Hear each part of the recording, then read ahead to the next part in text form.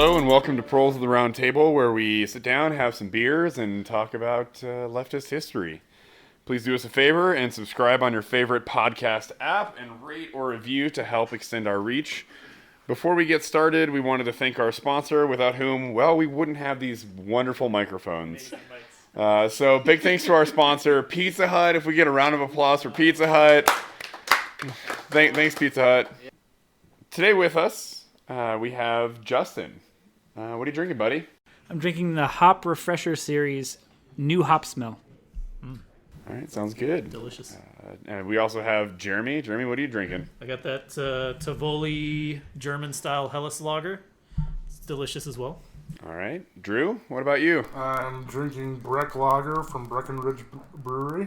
Good stuff, good stuff. And we got Ethan as well. What are you drinking? I'm drinking a Coors Banquet, which is actually not the champagne of beers. That's a Miller High Life, but this is like a, I don't know. A true proletarian beverage. It is. But it's like the Cabernet Sauvignon. Well, or like a Cava or a Prosecco. Like Sure. Sticking with the bubbles. Come on. There we go. Yeah, I was actually wondering about that from last episode. No, and it's but because I had already cool. had like a tall boy of Coors Banquet, so I was loaded. Yeah, no, it's good. It's cool, I understand. No, Like, I noticed as soon as I heard it, I was like, wow, that's wrong. Yeah, it's totally wrong, but it's cool. We all make mistakes. I am Taylor. I'm here to make sure these guys don't go too off the rails. What are you And drinking, Taylor? I am drinking tuna from Half Acre Beer Company. Where's that? Doesn't sound very appetizing. They are out of Chicago. Nice. Chi-Town. So, all right. Well, we're talking today about the fall of the Soviet Union in many aspects. I guess the fall of the Soviet Union and the fall of a really large sphere of communist influence in a very large part of the world. So there's a whole lot to get through. I don't know where exactly are we starting, gang? I believe we're going to begin with a bit with Bukharin and Khrushchev, because even though the collapse didn't, of course, directly come from their actions, a lot of the groundwork, a lot of the relaxed controls, The ideas, a lot of the theory came from Bukharin, really. Yeah, of course. So that's kind of where we're going to begin.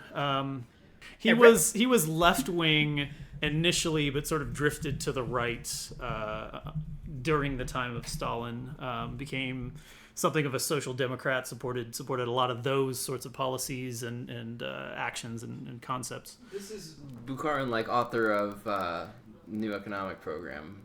Bukharin, right? So, okay. Yes. Not necessarily the author, but a big supporter. The difference between he and Lenin is that Lenin saw the NEP as a regrettable thing, which was necessary to do at the time. A temporary thing. Very temporary, as like a stopgap to bring up production by allowing some market forces into the Soviet Union, right?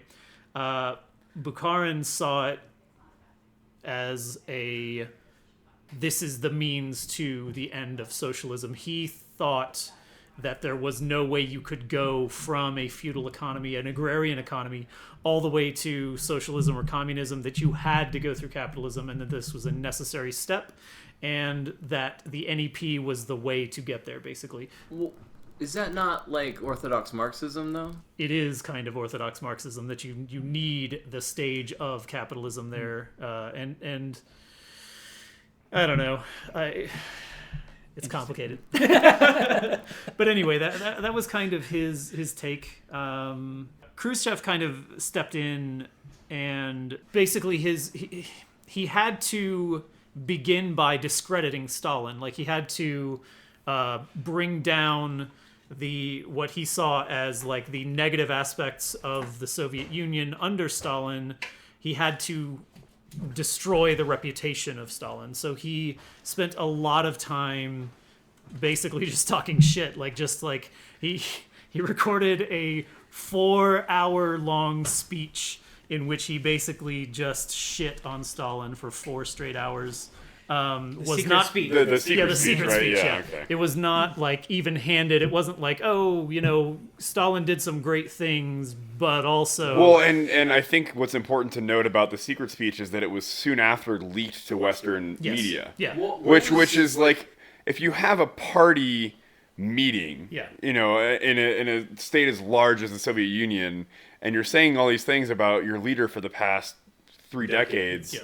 and you leak it to Western media during the height of this Cold War, it's a planned move at that point, I right? think so. I mean, it was printed. It was secret because pressed. it was Yeah. just like to the party. Yes.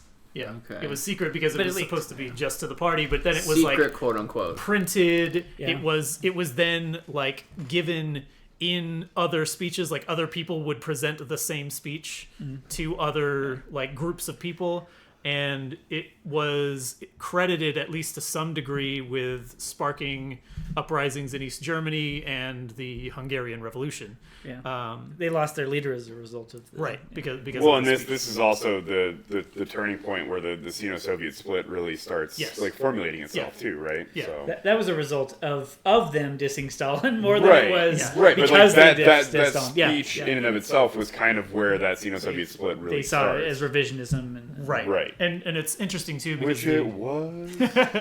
it's interesting though because for like a 3-year period after Khrushchev took over, there was a massive exchange of technology and resources between the Soviet Union and China, even though China was already like talking mad shit about Khrushchev and his revisionism. So anyway, that his first step was to discredit Stalin, because what he needed to do at that point was to engage in literal revisionism, not just like theoretical revisionism. Like he went into the history books and cut out parts where Stalin played a major role in, bettering the Soviet Union. Anyway, the process basically for him was to get away from heavy industry to a large degree, which was a huge bummer because that's where the Soviet Union was outpacing the West. And a lot of what Khrushchev was trying to do was to catch up to the United States economically in the ways that the United States was doing it. His attempt was to recreate the conditions of the United States in the Soviet Union under communism, which was a terrible idea. Terrible idea. It doesn't work like that. It was possible in the United States because of massive advertising agencies that were able to sell products to consumers, and so trying to move away from heavy industry toward light industry and consumer goods, which is what he did, it wasn't going to work under the Soviet Union. And that was sort of the first step, was we're going to go ahead and deconstruct part of our heavy industry, shift over to light industry and consumer goods, and that way we'll catch up to the U.S. in terms of economic growth. It didn't happen. It was terrible. 80-20 with Stalin, and then it ended up being 60-40, I believe, Yeah. with consumer goods actually leading the charge. Yeah. Light industry. Yeah. With Khrushchev. I mean, that's a massive change. Right. Yeah. So that was one of his sort of tenets after discrediting Stalin, was to make that shift in industry. He also went into what he called virgin lands in Kazakhstan and Siberia primarily, but all over. The corn. The fucking corn. And the reason he wanted to do this was to start putting cattle in stockyards the way that the United States did, and feeding them a corn-based diet. So that was his major push, was we're going to take all of this like quote unquote virgin land. There were people living there. There were people living there, displaced them, established these massive corn operations so that he could then boost their beef industry. Jesus, one of the worst things that he did was to take apart the state-run tractor stations. Basically, when you ran a collective farm, you could go to the tractor station, pick up a tractor, go till the land, or do whatever you needed to harvest the crops. At no cost to you. At no cost to you, right? It was all use the covered, tractor. right? So he did it so rapidly that within like 3 months, almost all of them were gone, and now all of these collective farms had to purchase their own tractors, do their own maintenance on these tractors, which was far less efficient than just sort of, checking one out when you needed it. I want to take a quick aside and send a shout out to the USDA. If you want to sponsor us for the next episode, we're always looking for new mics. Always. Can't have too many. Can't have too many mics. So that was a terrible decision on his part, of course. What happened with the corn? Okay, so it was a stupid plan for a lot of reasons. One, Siberia and Kazakhstan are not ideal places, especially Siberia, for growing crops. They have a short growing season. The weather swings wildly from year to year. So I think in like 1956, they had just a massive boom. But he was also moving away from rotating crops and toward the American model of just dump as much fertilizer as you can. Which has worked out awesome well. here. But that was another one of his tactics. Another USDA. Yeah. So they had a massive boom in 1956, and then in 1958, I think it was. Anyway, a few years later, there was a massive drought in which they lost more than they would have produced if they had just. And so, how many people died in said drought? Where are the Khrushchev numbers? I don't have the for Khrushchev people, numbers, people unfortunately. dying under. Okay. But Well, they we displaced. don't have the Khrushchev numbers because Khrushchev himself was an anti-communist. So Rough. But anyway, a lot of theorists push the idea that if he had, instead of investing in these quote-unquote virgin lands and just focused on improving production on the places they were already growing, like increasing industrialization, industrial agriculture, better technology in terms of tractors, in terms of farming equipment, in terms of crop rotation or whatever, that would have likely produced a better result than trying to grow in these areas that were shit to grow crops in.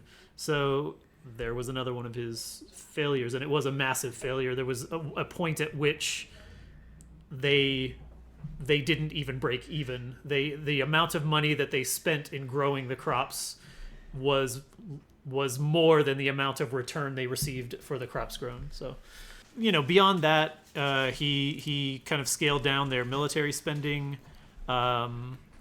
which was part of he was trying to make peace with the world, and I suppose if you're looking at ideals, that's probably a great idea. But in scaling back the Soviet military, the U.S. didn't do the same. The West did not scale back their military spending, and so eventually, that comes back to bite them, I think, in the future. But I suppose as far as lofty goals, trying to build world peace is pretty good, as has been discussed amongst us prior to this recording. He was one of the big backers of the Soviet space program. Huge push for beating the United States, which is, I think that's kind of the common thread here, that he was attempting to beat the U.S. at their own game, and was very successful with the space program. Critical support for Khrushchev, just for the space program. Yeah.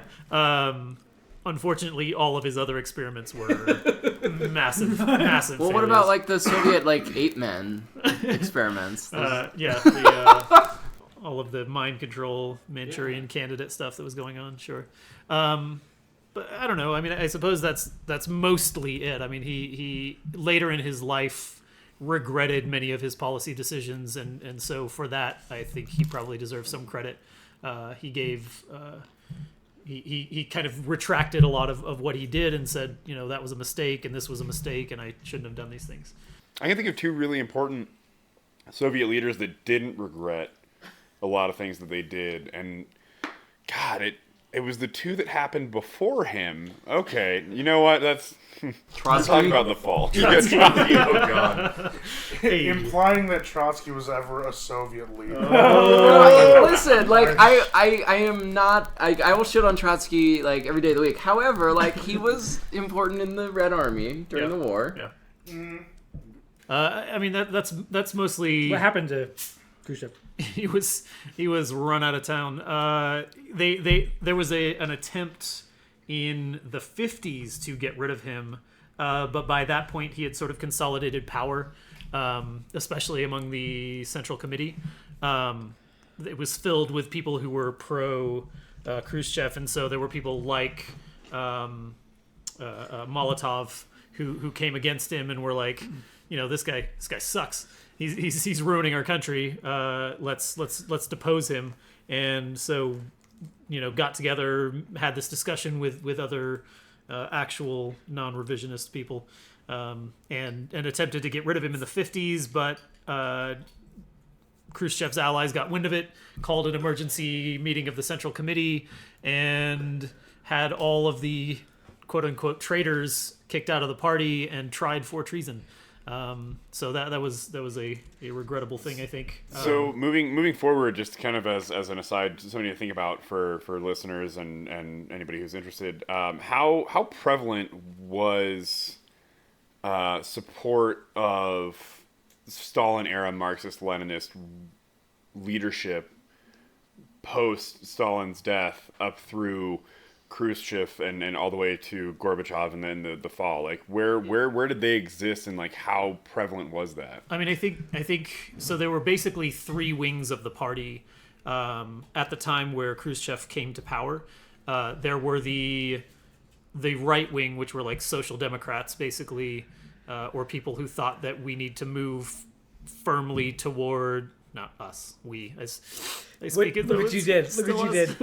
I did it a lot last time on the Space We all have tears in our eyes. The Soviet Union. No, I'm just sweaty.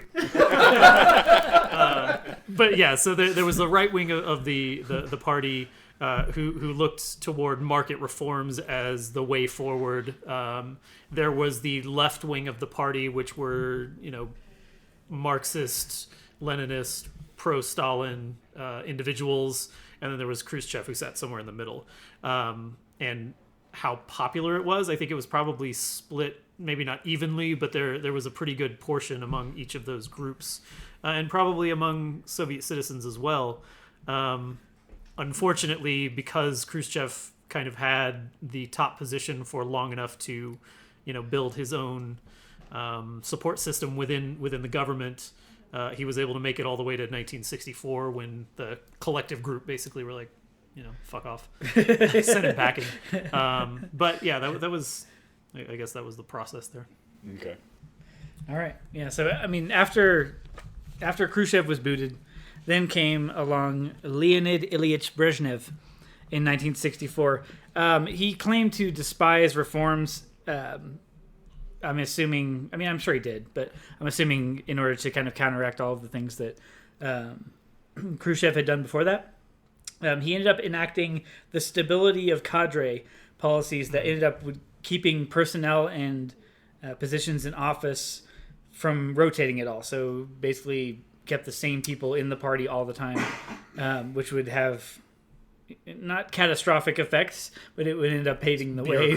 It would end up paving the way for what would come later. And I guess I should probably preface all of this conversation by saying that under Stalin, purges were common, where groups of people would be booted from power, sometimes executed. And then Really? I've never heard yeah, that. sometimes There was executed. 70 million One of those purges was great, actually. So anyway, Boy. so that was common under Stalin. As leader of the government, Khrushchev. And also bear in mind, too, that party purges were not like, Stalin's like invention. No, Lenin right, actually instituted that. part of the self-crit that we hear a lot. Pre-revolution, if I'm not mistaken, Yes. actually. Purges. So Gentle reminder. So Khrushchev, in order to stop the purges, to not follow that same path, but to keep the entrenchment of bureaucrats out of the system, he would, I forget how many years, was it 5 years, 2 I don't years? remember. I think it's 2 years. Every 2 years, 1/3 of the government had to be replaced. So it was like a cycle that continued on, which I think is not a bad policy, to be honest. It was basically term limits, and it kept it kept anyone from sort of putting themselves into power and then putting other people who think like them into positions of power underneath them for their lifetime or for their whatever. So anyway, Brezhnev retracted that because everything Khrushchev was shitty. Yeah, exactly. Reinstated the term limits. He had...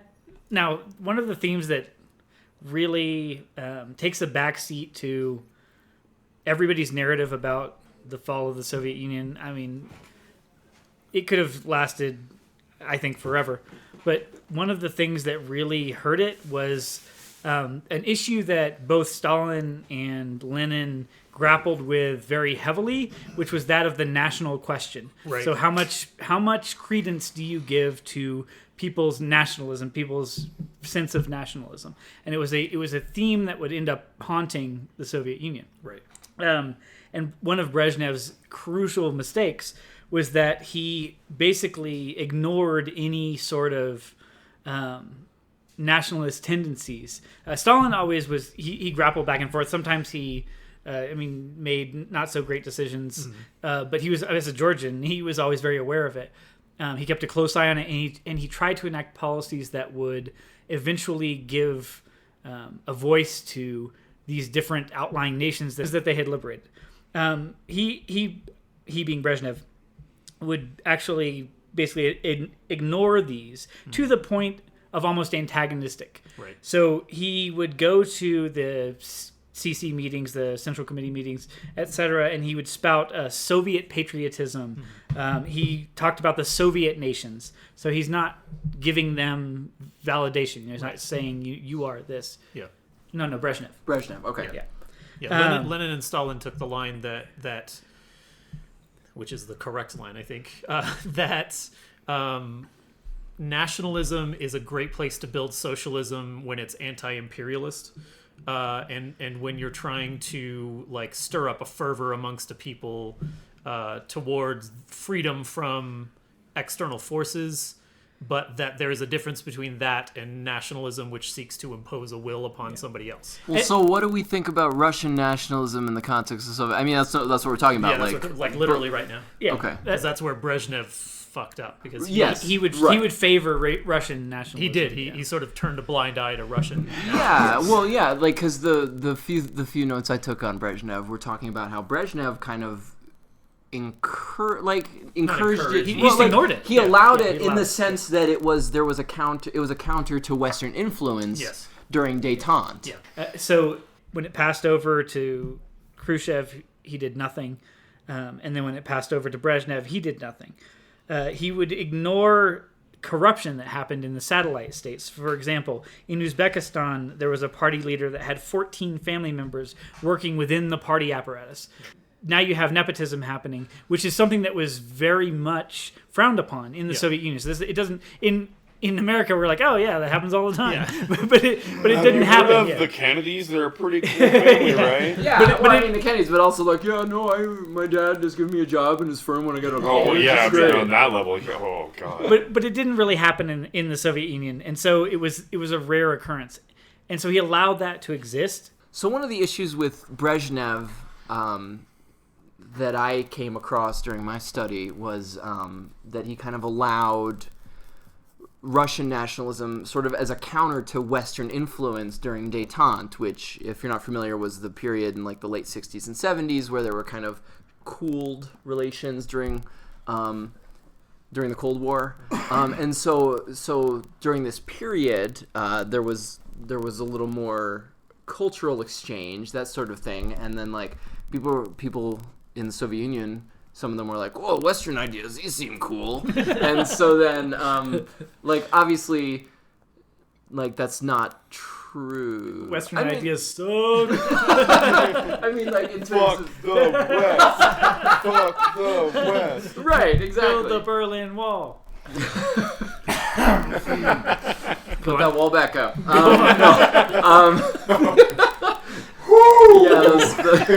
I know that's a different episode.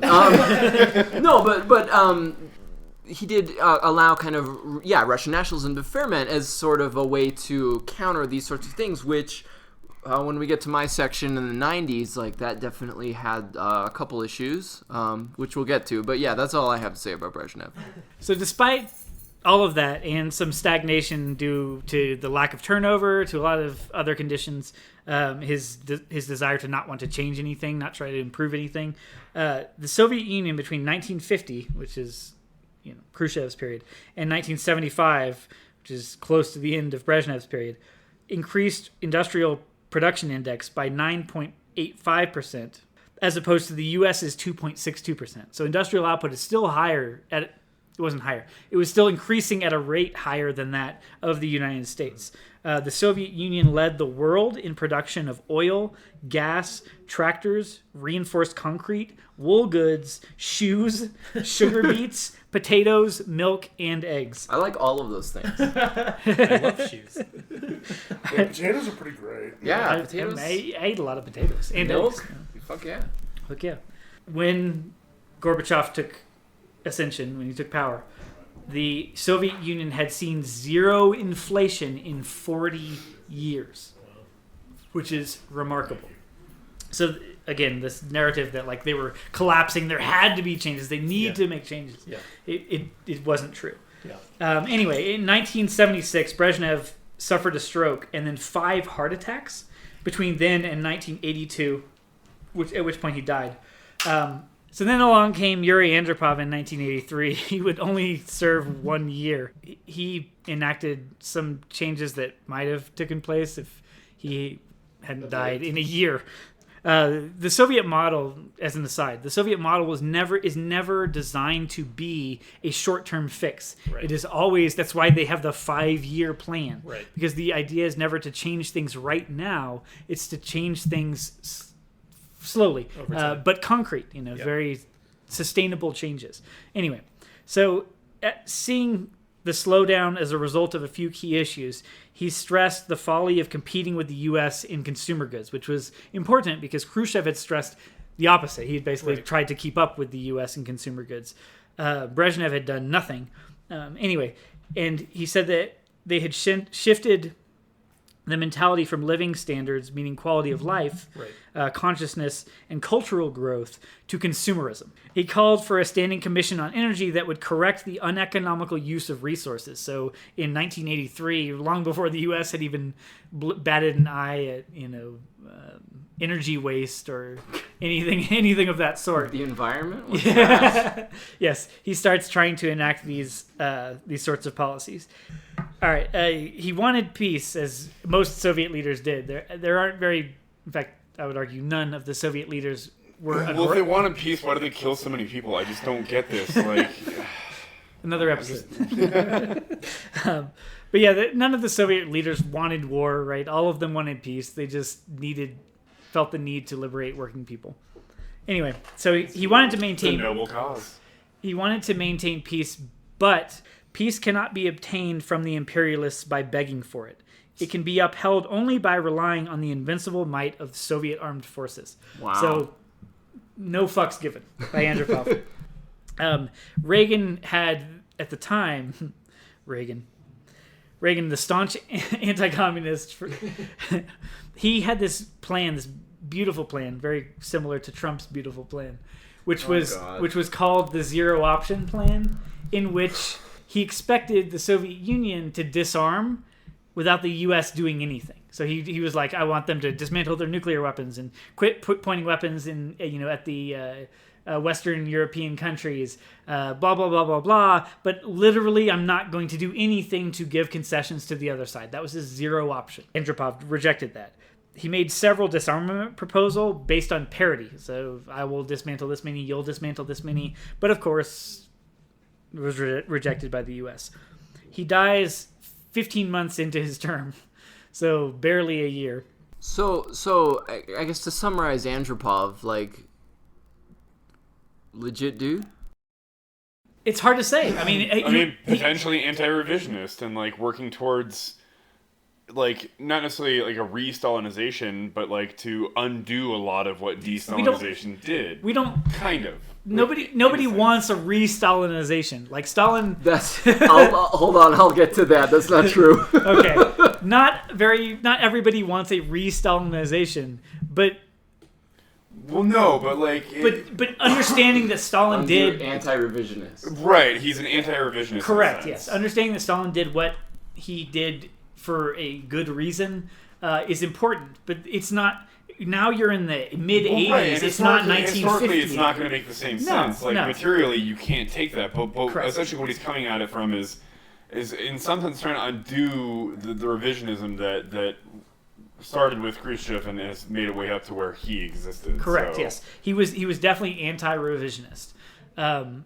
He was trying to bring the Soviet Union to the modern age without straying from the party-centric line. Which I think also, like, this conversation in terms of these different leaders brings into light this idea that Western fans of quote-unquote democracy want to bring up. It's like, oh, well, there's no choice. Like, it's always just, the hand-picked leaders and they get pushed down and, like, all these things. But it's like, if you look at the party lines that these people take over their terms, however long they might be, they're vastly different people, and they change this nation for the years that they exist in vastly different ways. And to pretend that there's no freedom of ideology or freedom of speech in a communist nation is absolutely absurd. Yeah, like, it makes no sense. There's a big misconception among the West that there is no dissension among the communists, and that's absolutely false. There is no dissension between capitalists and communists. Absolutely true. They would not allow talk about the markets or any of that bullshit. Right. They understood that the only way to work was within socialism, and there was no discussion outside of socialism. But here's the thing: is if you don't have 6 different newspapers all saying things that are not true, and you can't choose between 12 different kinds of cola, are you really free? Absolutely not. We'll get to that. Look, like obviously, I don't feel free unless I'm staring down 23 different types of toothpaste Or that I can't afford anyway. I mean, we did just list 5 different beers, so I don't have fucking healthcare, but at least I have like different kinds of beer. Right. Well, and here's the thing: is as a brewer, I love brewing different kinds of beers, but like, if we need to centrally plan this out and I had to just brew the people's beer, bet your ass I would be in that brewery every day making the people's beer. Thank you for your service, comrade. Which is PBR, by the way. I'm sorry. When we take that over, nationalize it. all right. So after Andropov dies, then along comes Konstantin Charenko, who took power. He served 2 years where he basically did nothing, and then he died in 1985. What's up with these fucking premiers dying so quickly? I bet they were executed by a Stalinist coup. The old ass motherfuckers dying and then dying and then dying and then dying led to a strong desire to bring in somebody young. Right. Now, the youngest person in the Politburo was none other than Mikhail Gorbachev. Oh. Okay? And he was very charismatic. I call him like the communist Bill Clinton. Very much that kind of a personality. Anyway, Did he play the sax? I don't know. But if he had, he would have been on some... He's still alive. He may still be doing this. That's shit. true. Shoot him a tweet or something. I don't know. At At Gorby. Gorbachev. At young Gorby. Hey, my You check out his SoundCloud like rap albums. Oh, Lord. We need to bear in mind a couple things. Before his appointment as general secretary, he had spent more travel time, I should say, in Western Europe and Canada than the outlying Soviet republics. Okay?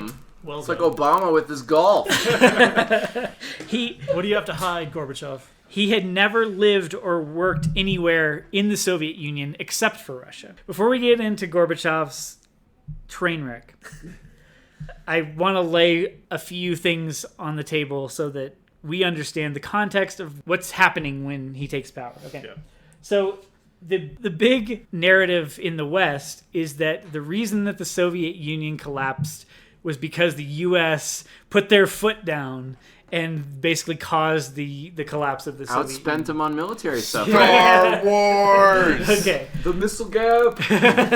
this is demonstrably false in almost every measure that you can possibly put forward. However, there was some U.S. influence in the conditions in which Gorbachev takes power. In the early 1980s, the U.S. is giving $8 million a year in aid to the Poland national group Solidarity every year, as well as propaganda supplies, fax machines, printers, paper, all of that so they can get their word spread.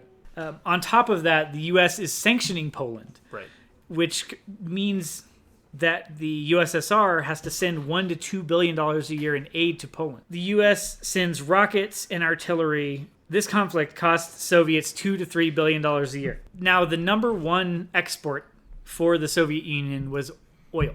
In order to cripple them, Reagan sent advanced military planes and Stinger missiles to the Saudis in exchange for greater oil production and lower oil costs. They pushed OPEC to drop the cost per barrel from $34 to $29 within 5 months of the Saudi increase. Ended up being $12 a barrel. This would end up costing the USSR a loss of $10 billion. In 1984, through the middlemen, they sold the USSR faulty blueprints for gas turbine components and defective computer chips to basically cripple their gas processing. And then on top of that, of course, we all know about the Strategic Defense Initiative, or Star Wars. Yes, which was a failed project, but Soviets didn't know that it was going to fail, and so they were stressed about trying to compete with the U.S. having Space military, lasers. having military might in space. Well, That was as a basically- reminder, one of the experiments of the Soviet Union in space was on one of the, I think it was Salyut, either 1 or 2. They tested out like shooting shit from us. Like they blew up a satellite from their space station just to test that out. All right then. Nice. Well done. All right. The next big narrative, besides the U.S. destroyed the Soviet Union, is that the Soviet Union destroyed itself through its own economic deficiencies, which is, again, demonstrably false. The Soviet Union eliminated inflation, unemployment. They had eliminated racial and national discrimination. They had eliminated severe poverty. They had eliminated large inequalities in wealth distribution, education, as well as opportunity.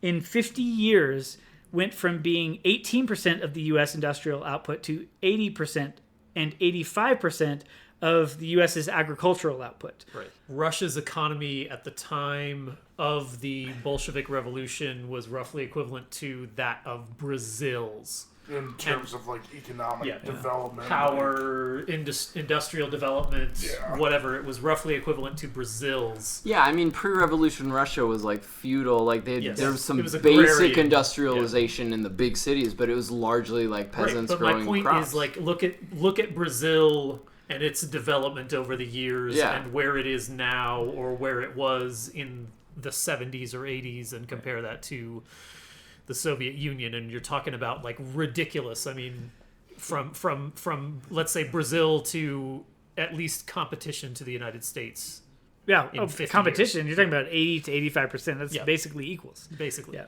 Close enough.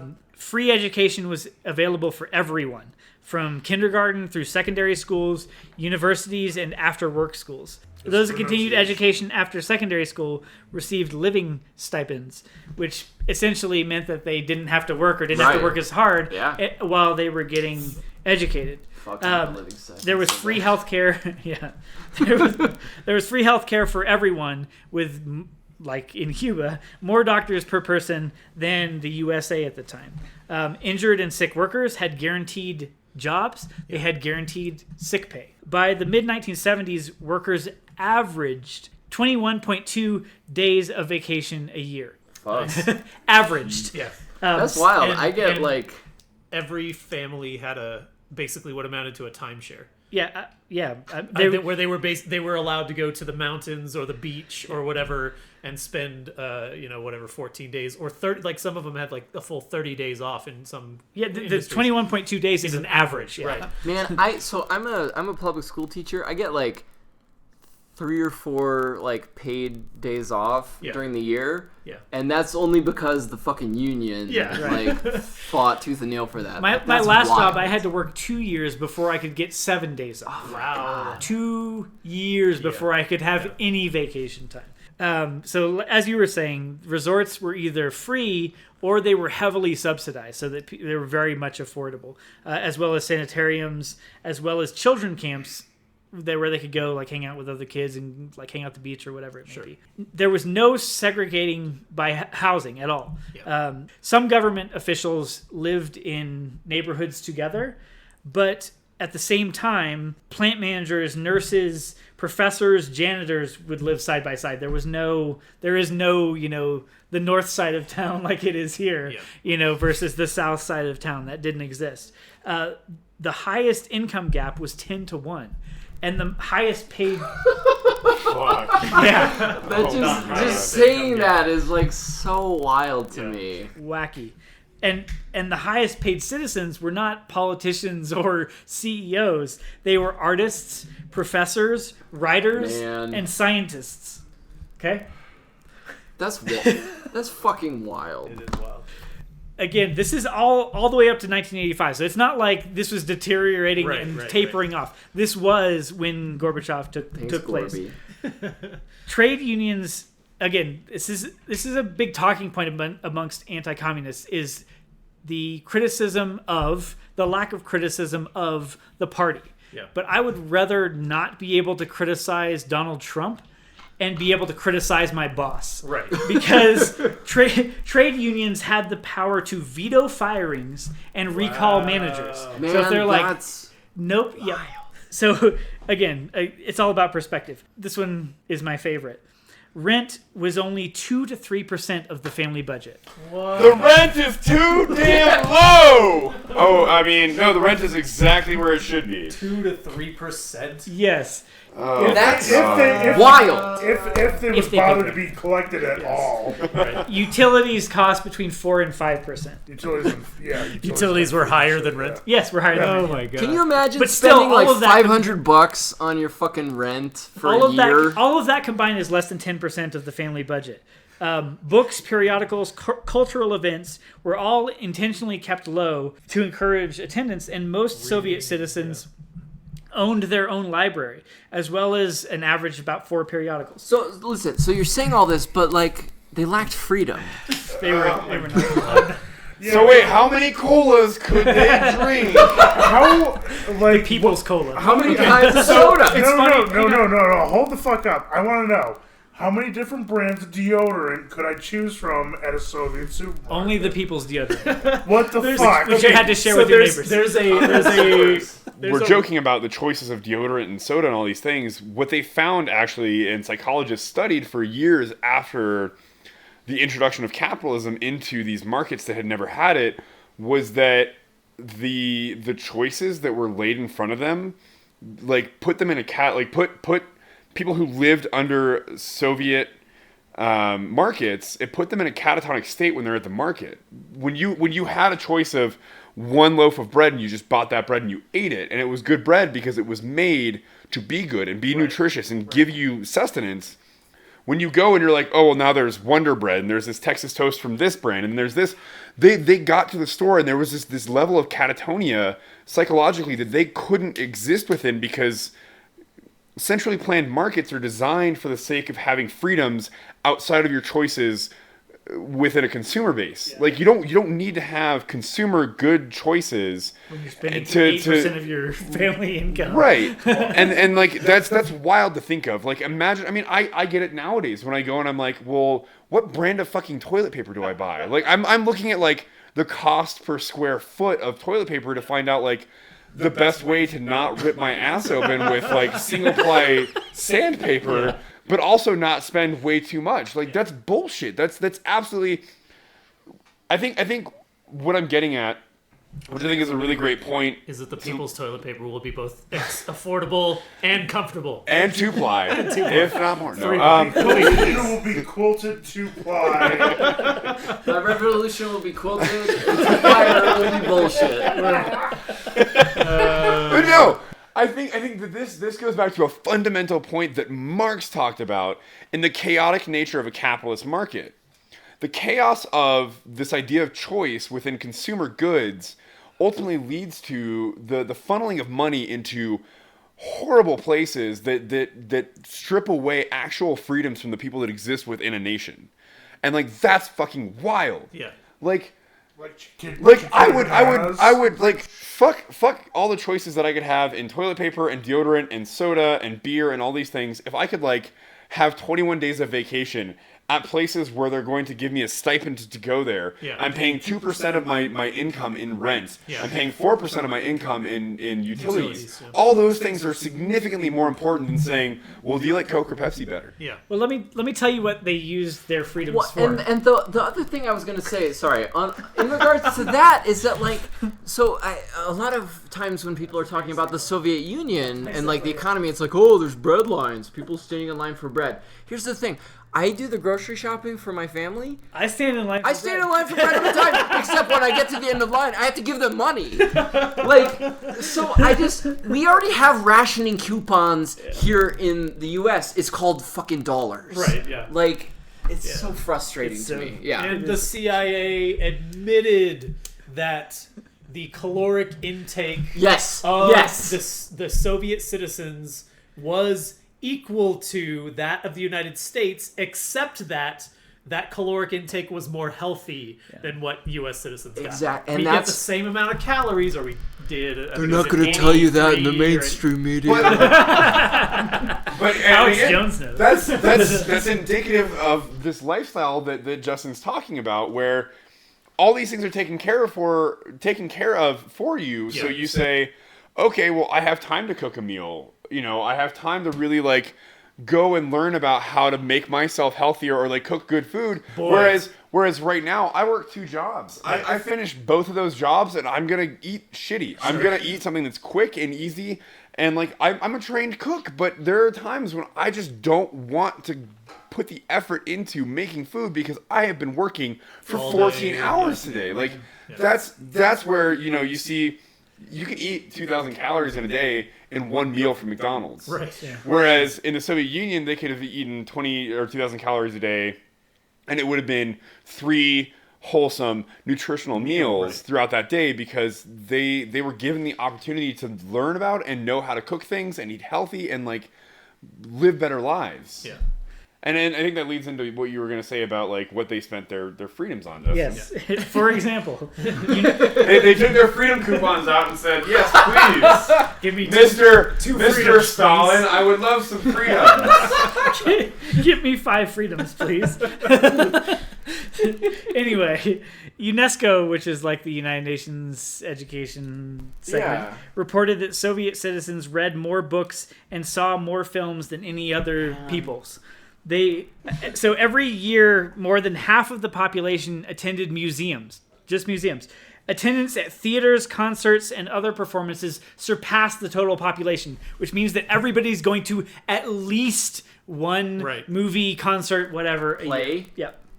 In 1985, which is at the point at which Gorbachev takes power, 35 million people were involved in the Soviets, which were the workers' councils. Yeah. They had the power over production goals, dismissals, and their own schools and resorts. But I thought they were undemocratic. Because I also thought that they criticize Orange Man, but at least they have control over their workplace. Gorbachev takes power in 1985. He started with a speech that was called "Our course remains unchanged." In all ironies of all ironies, Lies. Jesus. To his credit, he spent the first year of his office traveling the Soviet Union as well as the satellite states that he had never really traveled before, talking to factory workers, collective farmers, artists, as well as markets. He held informal meetings with leaders, which a lot of them, his wife was present with him, which was kind of something new, that didn't really exist before. He vowed to fight against unearned incomes, which the black market essentially. Right. He also vowed to continue to support national liberation struggles. In May of 1985, he launched the anti-alcohol campaign, at which he... Well, here... It's complicated. So alcoholism was a huge problem. It was a problem. Starting in shockingly, after the reforms of Khrushchev, it was sort of like the mid '60s. It began to climb. Issues of alcoholism began to climb in the Soviet Union, and then really took off in the '70s. Maybe because people weren't as happy as they had been before these fucking market reforms. But yeah, so Maybe it was because these market reforms were somehow alienating the workers from the value they produced. In maybe. Yeah, there's a There's a fellow that talked about this one time in the mid 1800s in Germany. Yeah, it turns out there's a relation between like your level of alienation and how depressed like, you are, how you need to like escape from your daily life. world. Yeah, Weird. My lord. So while visiting France, he announces a general reduction in intercontinental ballistic missiles directed at Europe. So he's now slashed 50% of nuclear weapons. He's announced the reduction of ICBMs with no deal on the table for anything at all. Right. No compromises whatsoever. He's already slashing the military. He ends up accepting a meeting with Reagan that would take place in Geneva, at which point he declared a moratorium on nuclear testing. Now, in that meeting, Gorbachev says that to Reagan that some accommodations might be possible with Afghanistan. Reagan gives him nothing. Right. In order to fight the stagnation that had occurred under Brezhnev especially, at least that's how he framed it, he ends up replacing people with his own supporters. He replaces 50% of the Politburo. He asks newspaper editors to stop publishing personal adulation. In 1985, Soviet citizens sent 40,000 letters a month to the Kremlin in praise of Gorbachev, just like, oh my gosh, what a breath of fresh air, this is great. Then in 1986, as I talked about before, there's this myth that the economy necessitated reform. Between 1985 and 1986, production and consumption went up. Economic growth was 2% up, productivity was 5% up, life expectancy increases for the first time in 20 years, and infant mortality rate decreases. In February 1986, at the 27th Congress of the Communist Party of the Soviet Union, he said that developments were at a turning point and truly revolutionary change was necessary. Necessary. Bear in mind, production is up, consumption's up, life expectancy's up, there's no necessity for anything. So he starts replacing the word uskarin, which meant acceleration, with perestroika, with restructuring. Right. So in April, in his speeches, he had used perestroika to mean total change, is what he said. In June, he said it meant change for all society. Right. By July, he says it means revolution. Oh. Huh, okay. That seems odd. Interesting. So 6 months later, not even. He did the same thing with glasnost. In 85, he called for the release of administrative information. There's nothing severe about that. In June of 86, he meets with the media and he urges them to support reform by making open and specific criticisms of leadership. Okay, this is the first time in the history of the Soviet Union where the media has been encouraged to make open and specific criticisms of the leadership. Soon, Sovetskaya Rossiya, which is like the biggest Moscow newspaper, ends up criticizing Moscow party head Viktor Grishin, which of course we know would be replaced with Yeltsin. Yeah, immediately he's replaced. So Yeltsin. press condemns him. He's replaced by Gorbachev. So you're starting to see a pattern. Instead replaced of by Gorbachev, as in like Gorbachev replaced him, or like you're talking about Yeltsin took his place? Yeltsin took Grishin's place. Okay. Gorbachev appointed Yeltsin to Grishin's place. Why do people do that? Like, it's sort of like under, I forget the guy's name, who put Hitler into power, like gave him a position as like a consolation prize, like, well done, you dummy. That guy. Like, it's similar, right? Yeah. Because Yeltsin was Gorbachev's major to the right. Yes.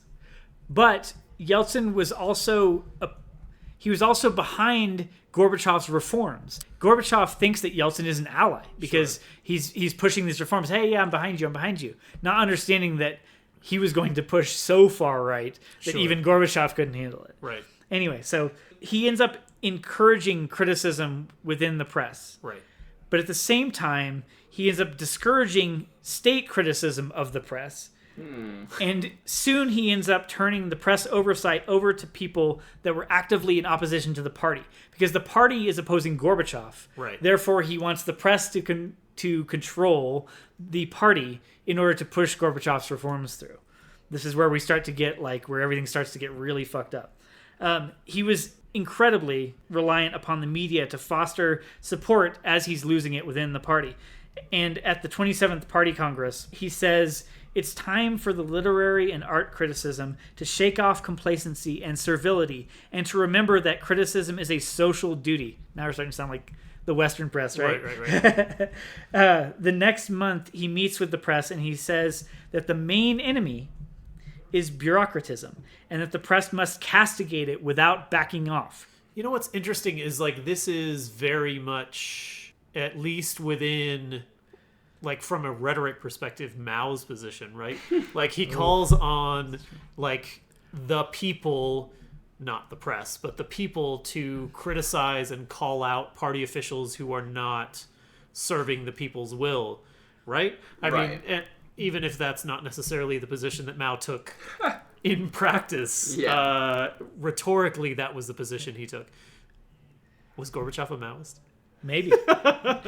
But what he's not understanding, so he's so dead set on pushing through reforms and therefore using the press to castigate the party in order to push through those reforms that he doesn't realize that he's empowering the exact thing that will bring him down. Yeah. Because he's empowering them to criticize the party, but he is the party. Right. He is the general secretary of the Communist Party of the Soviet Union. It's like when bourgeois politicians are like, "We're not Beltway insiders," you know.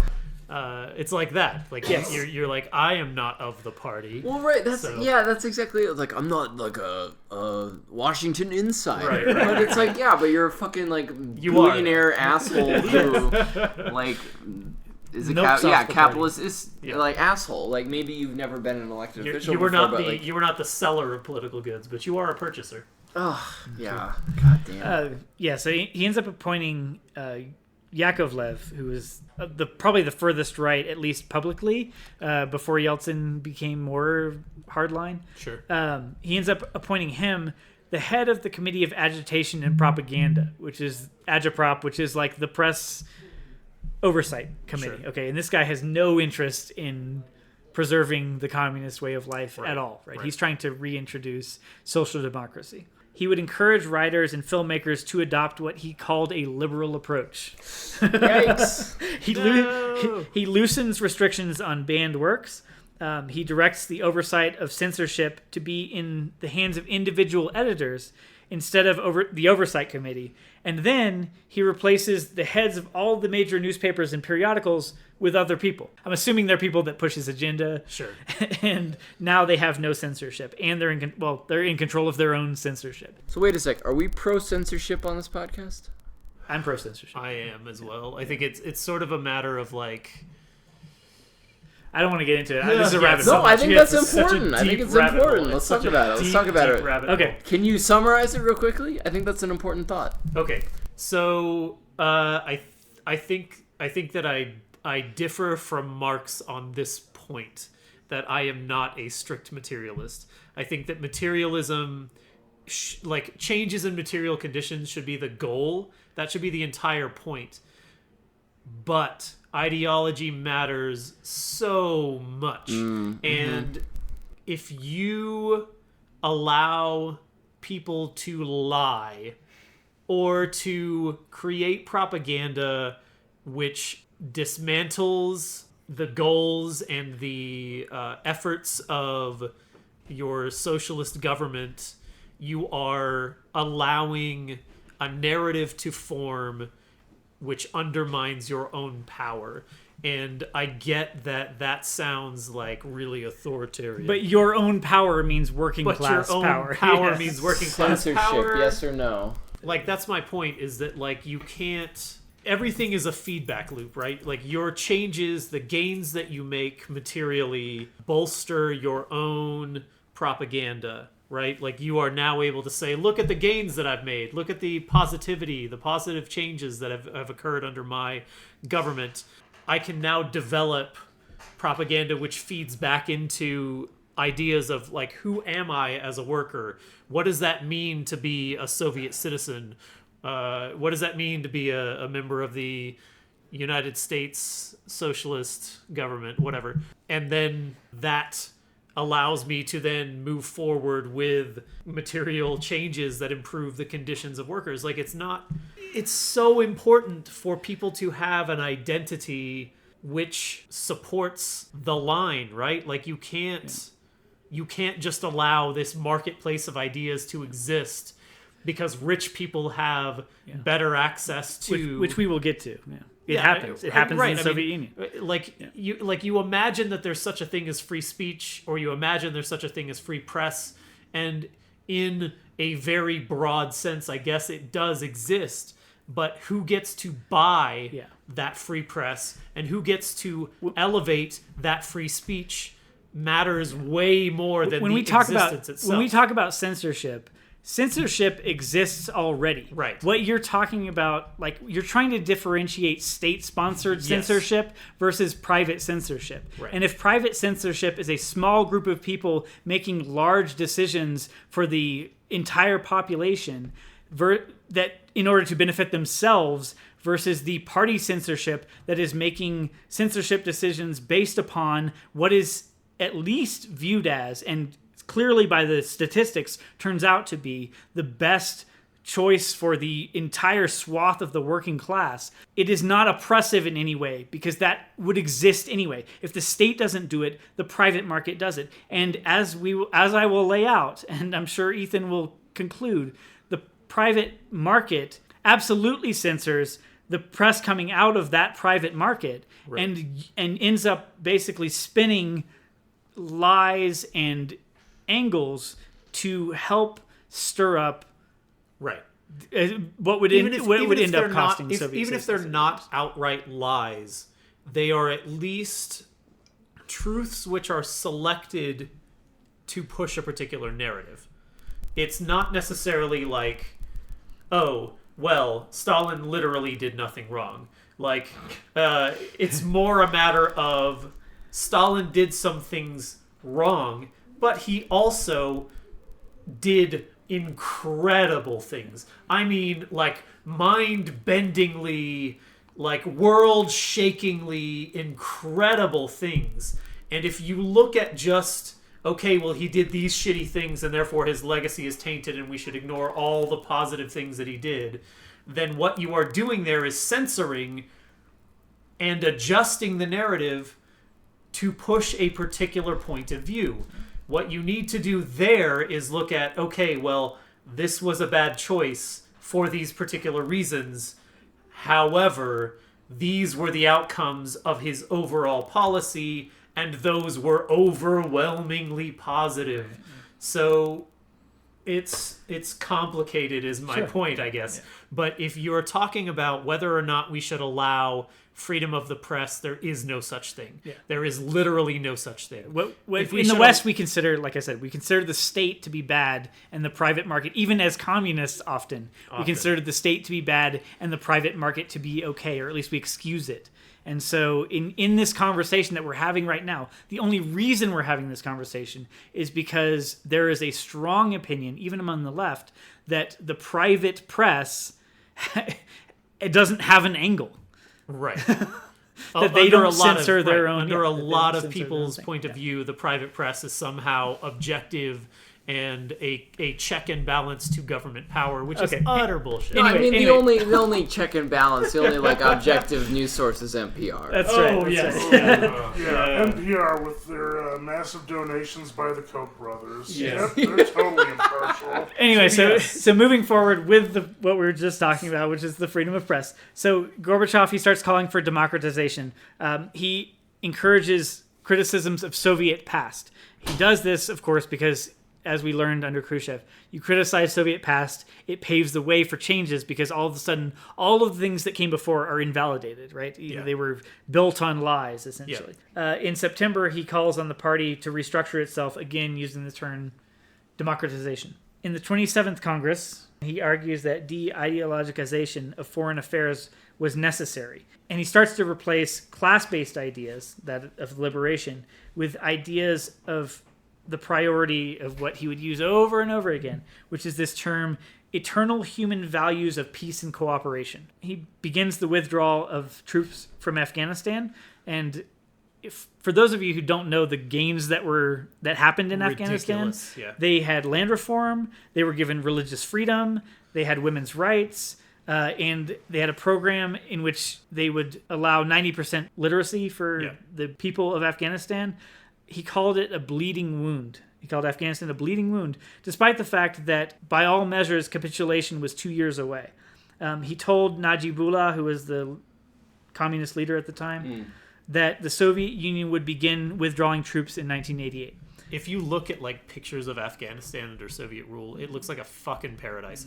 There are like side by side photos of like 1978 or 1983 pictures of Afghanistan to now, and it is like night and day. It's ridiculous.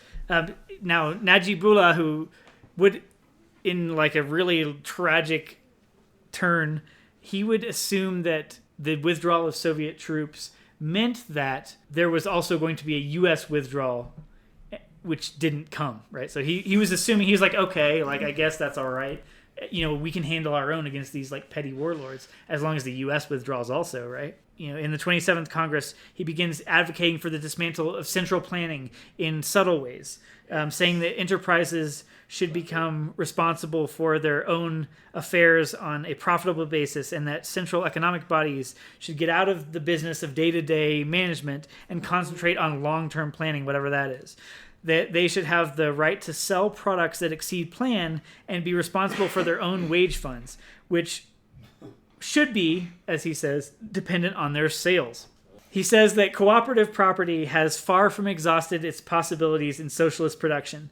The utmost consideration must be given to the establishment and growth of cooperative enterprises. Real DSA hours, who up? Yep. Oh, God. Now, cooperative enterprises is the introduction of private markets within the socialist model. And these... Oh, no. Yeah, and these would be twisted more and more. This is how they wormed their way into a private economy.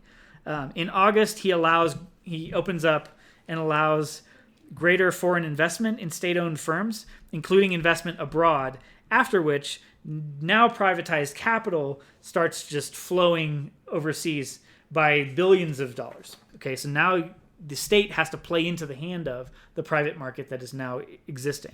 Now, again, to bring it back to the national question, which is a failure in Brezhnev and a failure in Gorbachev, which would bite him in the ass. It would essentially push the Soviet Union over the edge after his market reforms had already fucked everything. Well, and ultimately it ends up undermining the satellite states, more so than Russia itself. Like they're the ones that suffer because of not addressing the national issue. So. Yes. So as a backstory, so before Gorbachev comes along, there were 3 non-Russian Politburo members. After he comes along, there's only 1. So when the Soviet Union integrated all of these different nations, they wanted to do the same thing for these nations that they had done in Russia, which is to bring them all the way up to the standards of the Soviet Union and therefore the standards of the Western world, show that communism can compete on the same level, but also preserve working class values. And it worked on a vast scale. The problem was that they exported so many Russian citizens to these satellite states that in many cases they were just overrun with Russians. And while there's no real sense of racism or national discrimination, these states were in fear of losing their national identity, which is again the national question. For example, only 40% of the citizens in Kazakhstan were Kazakhs, making them a minority in their own country. Yikes. Now, Stalin and Brezhnev era policies were designed to develop local leaders as well as bilingualism to try to give them their own language back. But there was no real enforcement there. And so they always fell short. And Russian ended up still being the primary public language. Gorbachev replaces the Kazakh general secretary with a Russian. Okay, who had not no great. no great. experience in Kazakhstan, and as a result, 10,000 students take to the streets chanting "Kazakhstan for the Kazakhs and only for the Kazakhs," and they start attacking public buildings and party headquarters. Yikes. And as a result, a result of a decision that Gorbachev made to replace a Kazakhstan, already a minority in their own country, leader with a Russian leader, he's forced to send in the army to suppress the riots. Now he's starting to play into the hand of the Western narrative that they don't care about their own people. Yeah, that's not great. Okay.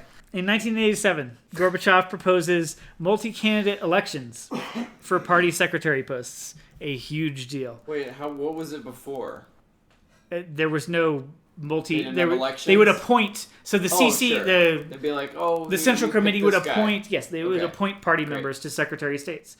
Anyway, so he allows multi-candidate elections for party Secretary of States, and appoints non-party members to senior government posts, which is a huge deal. He proposes a 50% cut to state orders that would allow businesses to sell the rest of their production market, the other 50%, on the market. Now that these party members are reliant upon elections, they need the approval of the media to win those elections. Right. So now they are beholden to the media to get those positions. And so they end up capitulating and giving a thumbs up to this terrible decision that would end up sending the economy into a spiral that it would literally never recover from. In April, the leader of Azerbaijan was very critical of Gorbachev. So in April he ends up encouraging an uprising in Azerbaijan by the Armenians to depose the leader there in order to foster resentment for the leader Gaidar Aliyev, who was his opponent. Yeah, that's a complicated fucking history because the Azerbaijani are they're like ethnically related to Turks. Yeah, And it's so- wild. We won't get into it. Yeah, no, that's We too won't much. get It's into too it. much. Anyway, So anyway, he ends up fanning the flames of nationalism in Azerbaijan and Armenia. probably Armenia as well. Yeah. Which would of course come back to bite them in the ass. Now, another way that the multi-candidate, again, this is all things on paper. You're like, oh yeah, multi-candidate, that sounds great. The multi-candidate election system creates turmoil, especially in the non-Russian states, as the new hands-off approach from the Central Committee forces local leaders who need election to be voted in. It forces them to focus on approval at home, thereby fostering the nationalist tendencies of these different satellite states. And it starts pushing the satellite states into separatist positions. One of the major events happens early in 1988 as the Sovetskaya Rossiya, the Moscow newspaper, publishes a letter by chemistry teacher Nina Andreeva, which is titled, "I Cannot Renounce My Principles."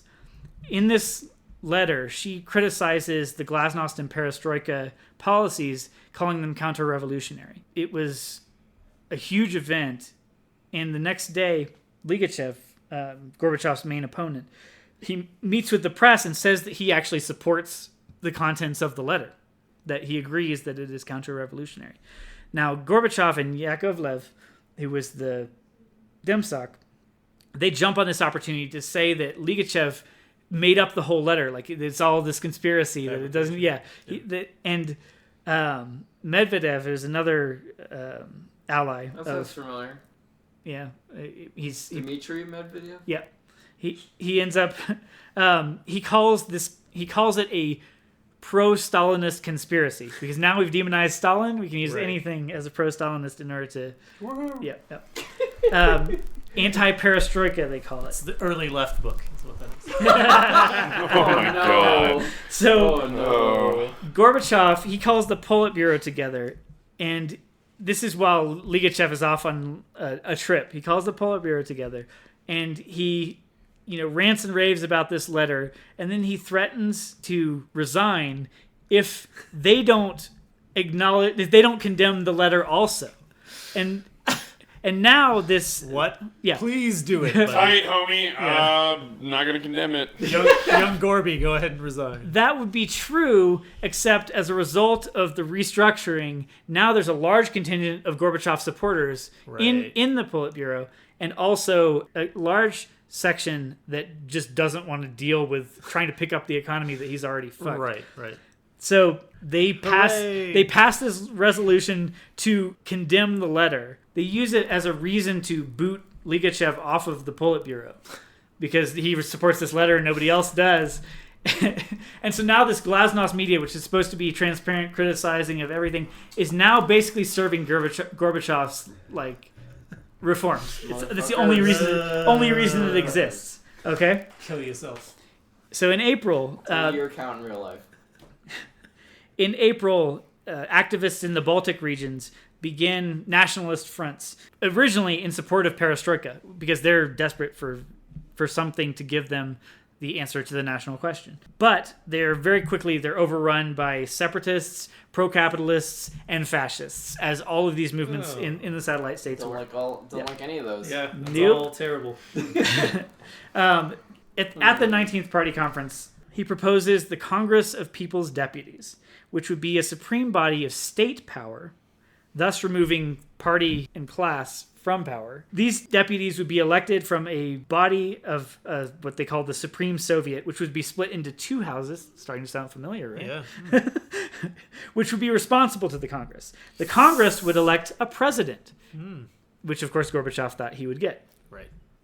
It was Self-owned. yeah. Radical self-owned. It was proposed in like the last minutes of this long meeting, and he's very charismatic. So he's in all this fervor.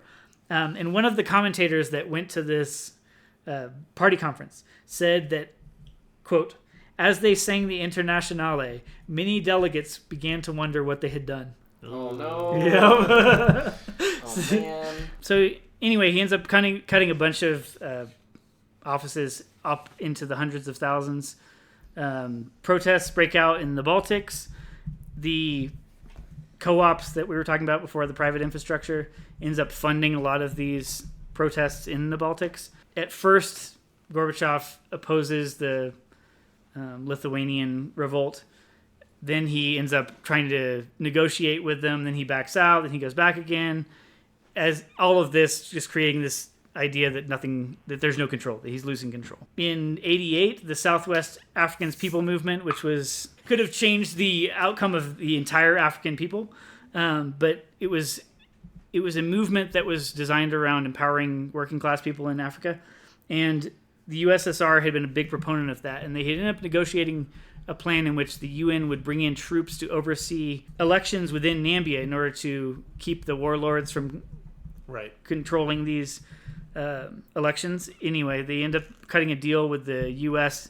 to pull out the UN troops without even consulting the Southwest African People's Movement. Which is reflected as like the same thing that happened in Afghanistan to some degree, right? Yeah. Because pulling out without talking about it. Yep. Right. They end up cutting state-bought property by that 50% that we were talking about, and the new money, this private money that these companies have, they use like price experimentation, end up inflating the costs of now consumer goods, which leads to the shortages, the famous shortages that people call as a result of the Soviet economy, is actually a result of the private economy because they're inflating the prices of these things. Now in '89, everything hits the fucking wall.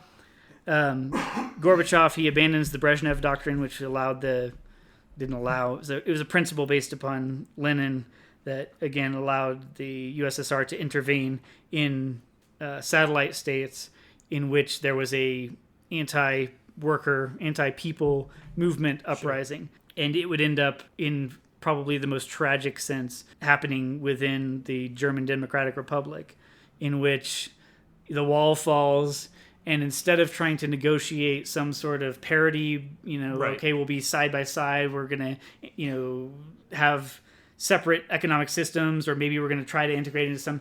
Instead, East Germany just gets liquidated into capitalist West Germany, and just obliterated. And to this day has never recovered. Right. Like, East Germany is still just completely fucked. None of these places have. None of them are better. Well, no, but like to exist within a country that had capitalist elements that entire time, and then to be like reintegrated into that country just like wrecked them. In '89, they withdraw all their troops from Afghanistan. Now Najibullah, who's like, what the fuck is going on, ends up realizing that, hey, the CIA is still here, China is still here. Hey.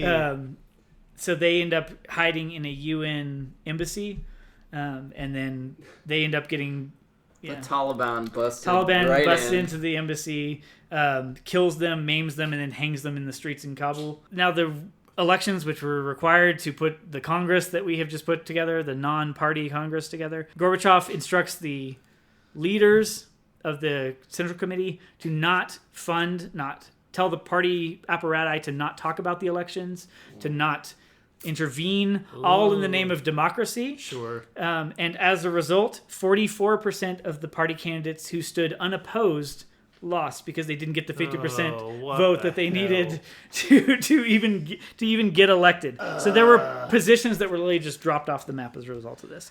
Anyway, Democracy. he cuts $5 billion in aid to Cuba. And by aid, there's this big idea that like they're just dumping money into Cuba. Right. They gave them a good price on oil in return for goods from Cuba. So it's not like they were just handing them money. Right. Regardless, they cut $5 billion in oil exports to Cuba. And within 3 years, Cuba's GDP would drop by 50%. Yep. Gorbachev tells Bush that he's going to quit sending money and support to Nicaragua. We know what happened there. Now, one of the exceptions to the 50% state orders was within the mines because they needed the coal from the mines. And so the mines were still under a fixed price. Sure. But now that there's an open market, the miners have to buy things at market prices. Yeah. But they're not getting paid anything different, and they can't inflate their prices in order to compete in this market. So they're spending more on goods. God. They're spending more on goods coming fucked. in, and this is what will help Yeltsin really to topple. But they end up spending more on goods coming in than they can sell their now fixed price coal on. Yep. And it ends up really biting them in the ass. Later on, Russia, Ukraine, and Kazakhstan were the one that got hit the hardest there. Yeltsin immediately goes to the side of the miners, which is 1 million strong of like worker power. Right. Not just bourgeois power, which is all he had before. Now he's got worker power behind him. Mixed economies. Yes. Now the first meeting of the first Congress of People's Deputies, the new Congress, they rammed through the abolition of the party, which is the Article 6, which establishes the Communist Party as the only ruling party. Right. They relegate the Communist Party of the Soviet Union to a theoretical apparatus. Right. They just basically talk. That's all they do. Right. And they condemn Lenin and the KGB, as well as dismantling statues that they had in the Kremlin. By the end of 1989, inflation had increased 20% over 88, which was the first inflation that had occurred since World War II. years, Yeah. And all of this would basically pave the way for Yeltsin's rapid rise as the state economy ground to a halt because they're only receiving half with none of the backing. And the private economy starts to surge forward. Well, and two, like the abolition of alcohol, or to a great degree abolition of alcohol, a lot of the taxes on alcohol paid for. Dude, they lost like $1 billion rubles. The Soviet government was funded on alcohol taxes, and they did not replace the taxes on alcohol. Moreover, because they banned it, the black market economy like created this whole criminal element, much the way that it did in the United States, to the point that you had these like gangsters that ran whole cities and made ridiculous amounts of money, and the money that would have gone to the Soviet states went to criminals, basically. Right, and then you had people like brewing alcohol in their bathtubs, and, Right. like It's fucking up exactly like prohibition people's in health. the US. Yeah, exactly. It was awful. Yep. So anyway, 1990 comes along and everything's really starting to go to shit. Lithuania declares independence. Latvia declares independence. In a Time magazine interview with Gorbachev in 1990, in the midst of all of the collapse, they ask him, "What does it mean to be a communist today?" He replies, "To be a communist, I see it means to be not afraid of what is new, to reject obedience to any dogma, to think independently, to submit one's thoughts and actions to the test of morality, and through political action to help working people realize their hopes and aspirations and live up to their abilities. I believe that to be a communist today means, first of all, to be consistently democratic and to put universal human values above all else. As we dismantle the Stalinist system, we are not retreating from socialism, but we are moving towards it. Thinking emoji. Oh my god. Hardcore. Like how many like Western liberal bourgeois concepts do you need to invoke in one thing with which to get some kind of support from the Western powers, Yeah. while at the same time undermining the entirety of what your nation has stood for the last century almost. 70 years, yeah. At the end of 1990, Gorbachev's approval ratings are almost in the single digits. Which is, we're talking about from 86 when there's 40,000 letters sent to the Capitol to praise him. Yeah. It's now, he's almost in the single digit approvals. And now having dismantled the party and turned power over to the Congress, which is now controlled by Yeltsin's Democrats, he has no backing whatsoever in anything. Well done. And along comes 1991. I mean, before we get to 1991, so in one of the important things I need to talk about in 1990 that happened was the Russian FSSR, which stands for Soviet Federative Socialist Republic, which I'll refer to a few times.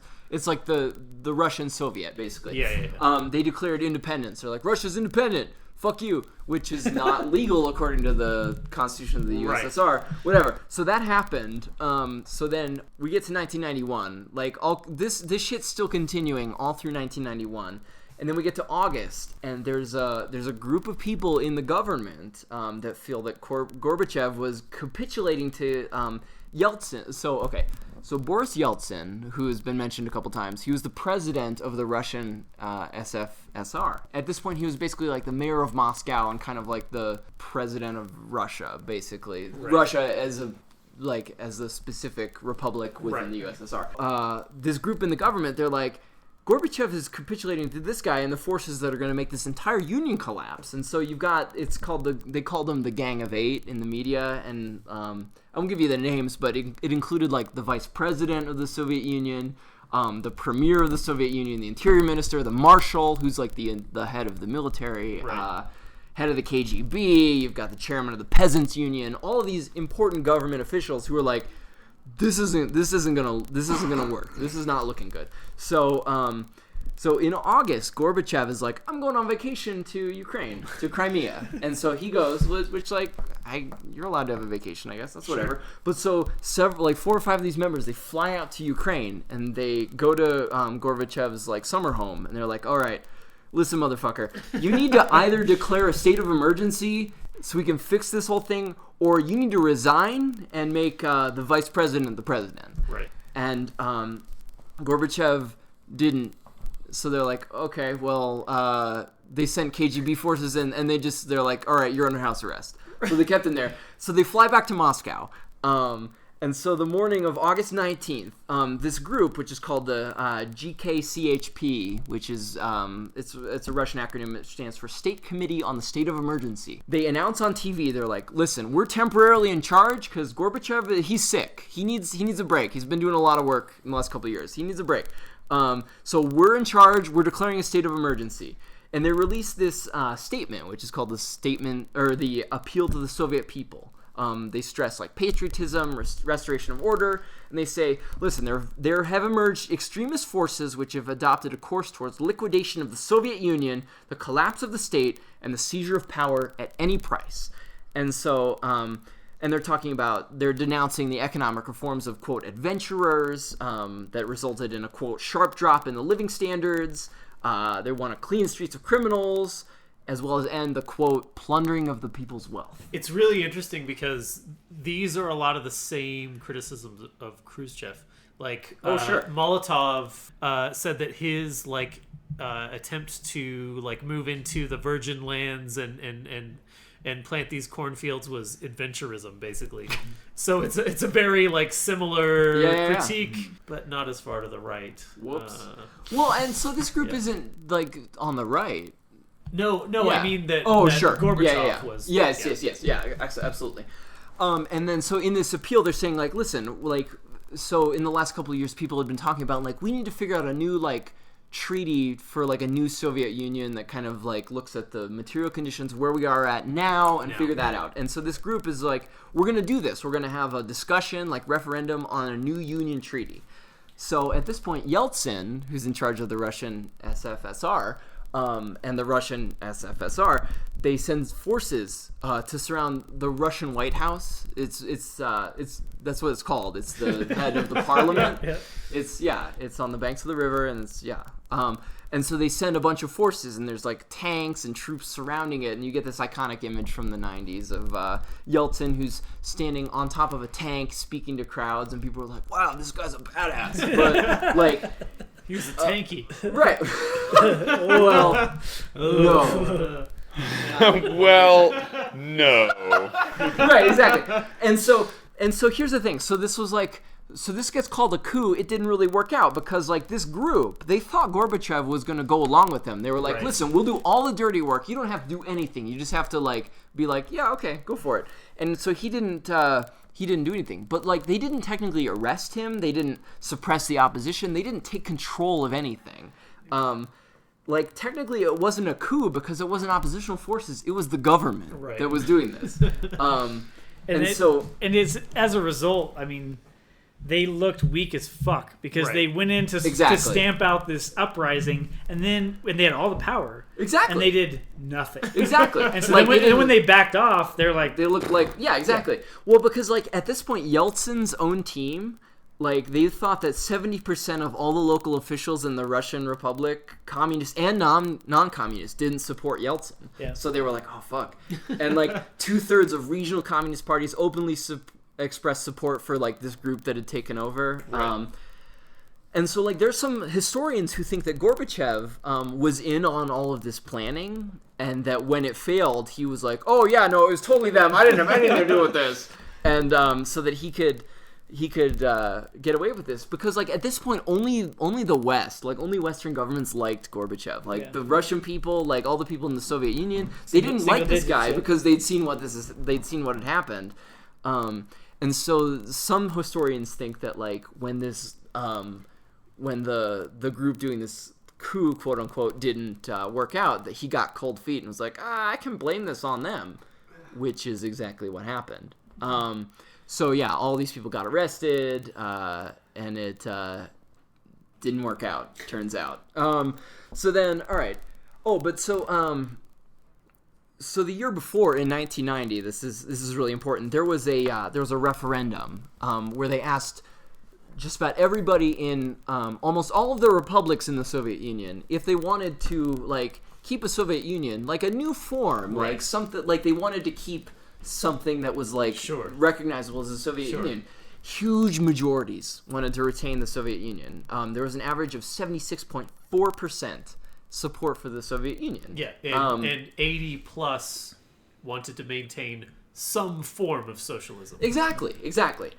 And so the groups that didn't do this were some of the ones that had declared independence already, like the Baltic republics, Armenia, Georgia, Moldova. But there were unofficial referendums in all of those, and those unofficial referendums still showed support for the Soviet Union. Yeah.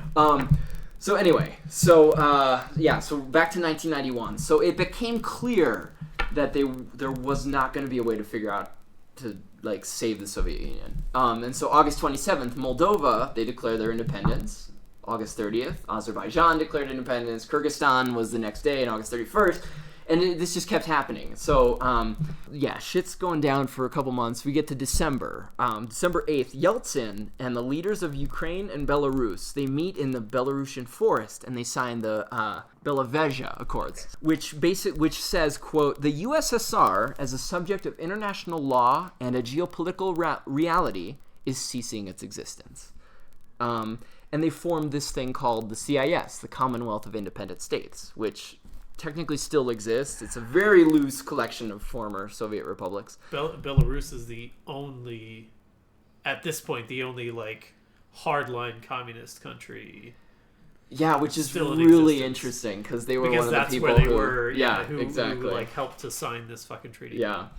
So then a couple days later, on December 12th, the Supreme Soviet of the Russian SFSR ratified these accords, the Belavesia Accords. So then So then you get later in the month, December 21st, representatives of all of the republics, except for Georgia, I'm not sure what was going on with them, they signed the Alma Ata Protocols, which basically was the founding documents and principles of this Commonwealth of Independent States. Sure. So, so then 4 days later, Gorbachev, on December 25th, Christmas 1991, Gorbachev resigns as president, and he says, actually, this office is extinct, and I'm giving all the powers I had over to Yeltsin, who's the president of the Russian SFSR. Dumb.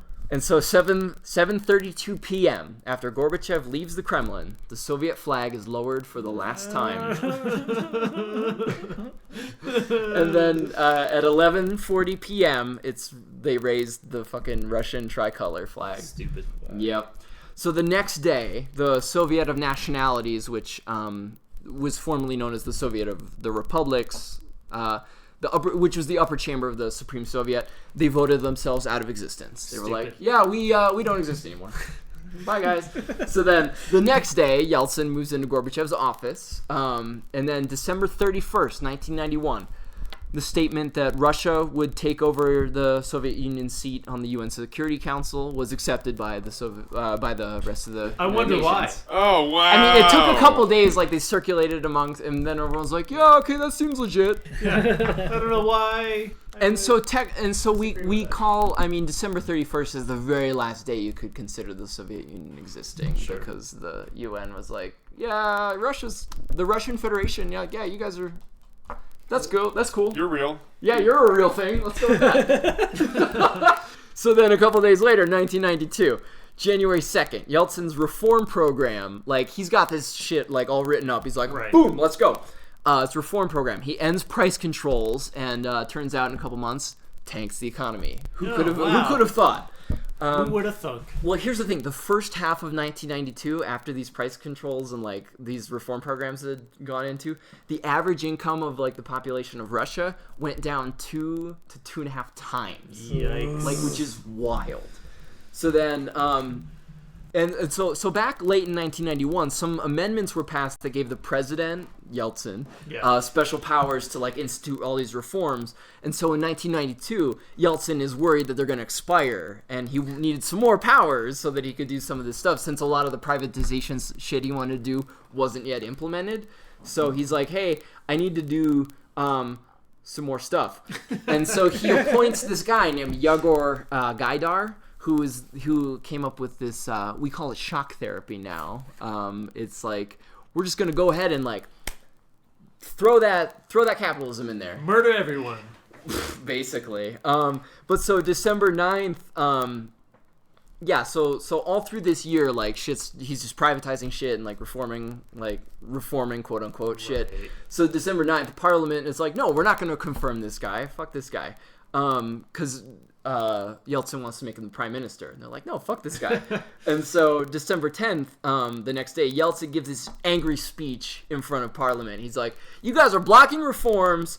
We need to have people vote on a referendum. And he says, quote, which course do the citizens of Russia support? The course of the president, a course of transformations, or the course of the Congress, the Supreme Soviet, and its chairman, a course towards folding up reforms and ultimately towards the deepening of the crisis. So a couple days later, there's a compromise. The parliament votes on they're going to have a referendum on a new constitution that the president, Yeltsin, had been coming up with. Yeah. They're going to do that in April. At least they were free. And they're like, okay, Yeltsin, you can have your, like, extreme powers until then, but we get to vote on the prime minister, and we get to reject your picks for some key ministers. So then we get to 1993. So we're mid-March. Parliament's like, we're going to amend the Constitution, we're going to cancel this fucking referendum, we're going to strip Yeltsin of most of his powers. But then the deputy prime minister's like, no, actually, we're going to have a referendum. It's just going to be later than Yeltsin wanted. Yep. So then we get to March 20. Yeltsin goes on TV, and he's like, listen, I have signed a decree on a, quote, special regime, which grants me emergency powers. And so he accuses Parliament of wanting to restore the Soviet-era order of things. God forbid.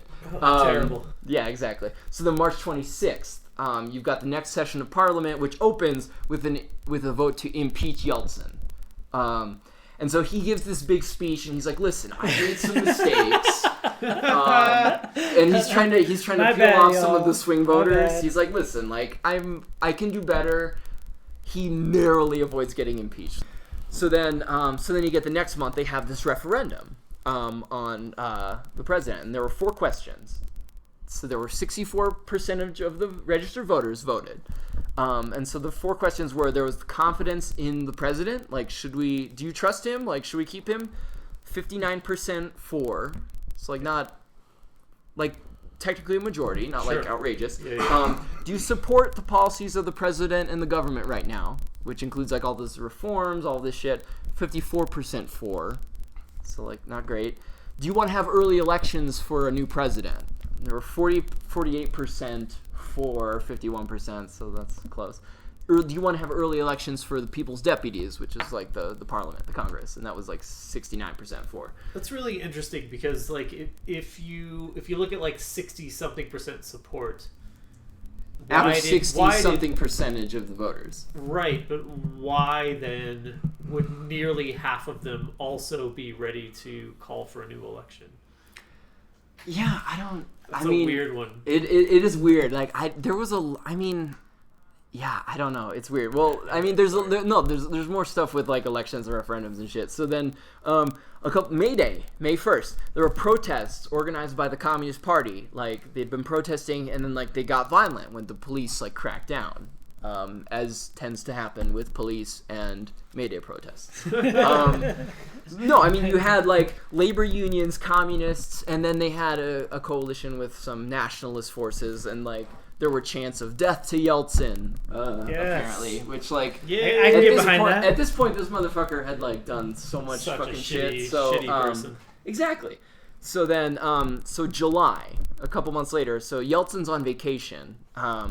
Parliament and the Constitutional Court, they meet and they pass like a bunch of things. They're like, okay, he's gone. Fuck this guy. We're gonna pass all this stuff.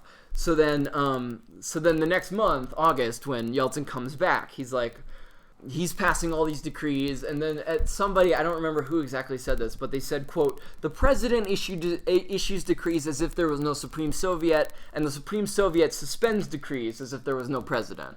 And so like there's like clearly like a dual power situation here. Like so we get to September 1st, Yeltsin suspends his vice president, who's his automatic successor. And this is Supreme Soviet's like, no, fuck you. Like he's still the vice president. So like they're clearly like there's weird stuff going on. And then so like later in September, Yeltsin appoints this same guy who he had who wanted to appoint to be the deputy prime minister before that this Supreme Soviet had rejected. They reject him again. So then September 21st, Yeltsin says the Supreme Soviet, they're dissolved. They're not real anymore. Fake. Yeah, exactly. Fake news. Supreme Soviet, whack. Which is not constitutional, but like he goes on TV and he says, listen, the Supreme Soviet is the main thing preventing Russia from having a transition to a successful market economy. Which like interesting. Yeah, I don't know about that. Would be very demonstrably false. Well, yeah. And then so the Constitutional Court, which is like part of the Supreme Soviet, they impeach Yeltsin. They appoint a new president. They appoint a new Minister of Defense, new Minister of Security, new Minister of the Interior. But there are already these people. So like this is another like dual power situation. Like there are 2 presidents, 2 ministers. Yeah. So then we get to like September 24th. Yeltsin's like, all right, listen, next year in June, we're going to have a presidential election. And then the Congress of People's Deputies, which is like the closest, I think it's the closest analog to like the House of Representatives, and there's like a bunch of them. Like, sure. They're like, no, we're going to have presidential and parliamentary elections in March. So he says June, we're going to do March. And so as a response to this, Yeltsin, he cuts off electricity, phone, and hot water to the parliament. What building. the hell? Come on. Yeah, exactly. It's so Petty. Yeah. And then so at this point you've got It only gets better with Yeltsin though. Oh my god, yeah, just wait. So at this point you've got mass protests of Yeltsin and like all these neoliberal reforms. People are like, wow, this shit sucks. Yeah. And so September 28th, you've got these bloody clashes between protesters and cops. People are dying. The Interior Ministry seals off the Parliament building where all the parliamentarians are. They sealed it off with like barricades and barbed wire so that like they couldn't leave if they wanted to. But then a couple days later, on October 1st, you've got like 600 armed soldiers who are sneaking into the Parliament building to support the parliamentarians. So they've got like 600 armed soldiers defending them in this building, the Russian White House. So then October 2nd, you've got... there's the storming of state television offices by the pro-parliament forces. There's like gun battles between the cops and the military and like the pro-parliament forces. All kinds of people die. Like a bunch of Western journalists die. So like that means it's like a huge problem. Oh yeah, that's all that matters. So then a couple days later, you've got the Russian army circling the Russian White House, which is where the parliament is. And Yeltsin's like, bomb them. And so like these tanks start shelling the Parliament House. At Yeltsin's orders. Yes, exactly. He's like, shell them. And so they start shelling the top floors of the Parliament House. You can look at pictures. It's wild. Y'all, communism is authoritarian and capitalism is freedom. It's wild. And so, like, yeah, and so they shelled the top floors with tanks, and they sent in, like, special forces in the ground floors to, like, clear the area. It's fucking nuts. And then, like, so Parliament at this point is, like, explicitly supported by the Communist Party. They're like, yeah, Parliament's good, fuck the president. And so you've got all these protesters, like, pro-Parliament protesters clashing with, like, cops and then pro-Yeltsin protesters. So after all this, like, there's 187 people dead and, like, hundreds wounded. And so Yeltsin goes on TV and gives this fucking speech. He's like, everything that's been going down is a pre-planned armed rebellion. It's been organized by communist revanchists, fascist leaders, a part of former deputies, the representatives of the Soviets. Those who are waving red flags have again stained Russia with blood. Yeah, and this was technically the like deadliest street fighting in Moscow since 1917, since the Bolshevik Revolution. Spicy. So then in October, fucking Yeltsin bans leftist organizations and newspapers that have supported Parliament. Democracy. Yeah, exactly. Freedom of speech. And then December they have a referendum on the new constitution that he's come up with. I mean, I don't know if he wrote it, but like people sympathetic to him wrote it. It was 58% for, which is like not like overwhelming. Not great, technically. Yeah, so then you get to 1996, which is the OG election meddling involving Russia. So Yeltsin's running against this guy named Gennady Zyuganov, who's the leader of the Communist Party of the Russian Federation. And so Yeltsin at this point, he's in like single-digit support, dead last in the polls. And so, and he's talking to his friend Clinton, Bill Clinton, who he met in 1993. Buddy. Yeah, exactly, his bro. Clinton has this quote, like, I don't know who he was talking to, but he's like, I know the Russian people have to pick a president. I don't know how he sounds. I'm just trying to... I know the Russian people have to pick a president, and I know that means we've got to stop short of giving a nominating speech for the guy, but we've got to go all the way in helping in every other respect. So Bill Clinton specifically helps Russia get this $10 billion loan from the International Monetary Fund. And Yeltsin was like, listen, don't privately meet with this communist guy. And so Clinton didn't. But so he gets this $10 billion loan for Russia, which Yeltsin used to like finance his campaign. He paid off a bunch of businessmen and politicians. Like, basically this loan specifically, and a couple other loans that other Western powers got for Yeltsin, it allowed the further looting of the Russian economy, and it further entrenched these like oligarchs. And so you had like American advisors who were setting up shop in Moscow, like literally the next hotel room over from Yeltsin's campaign headquarters, and they sent info back and forth to the White House. Like we talk about fucking Russian influence on the 2016 American election. Like these motherfuckers Right. Straight up did it. And like Clinton has so many quotes where he's like, I just really want this guy to win. and did everything he could straight accepting like sending fucking American troops to Russia. So Yeah, so basically that was those were some of the wild things that Yeltsin did. Here, let me just talk about the impact, which is going to be depressing as fuck. Hey. So from 1991 to 1995, 116,000 state-owned enterprises were privatized in Russia, and like raw materials and like entire sections of the country's industrial infrastructure were sold off to the highest bidder. And so they had a couple of ways of doing this. So there was one called voucher privatization, which was like they gave vouchers, which each corresponded to a share of the national wealth. They distributed them equally among the population. Like 98% of the population they gave these vouchers to, which like interesting idea in theory. And so these vouchers could be exchanged for shares in enterprises that were going to be privatized.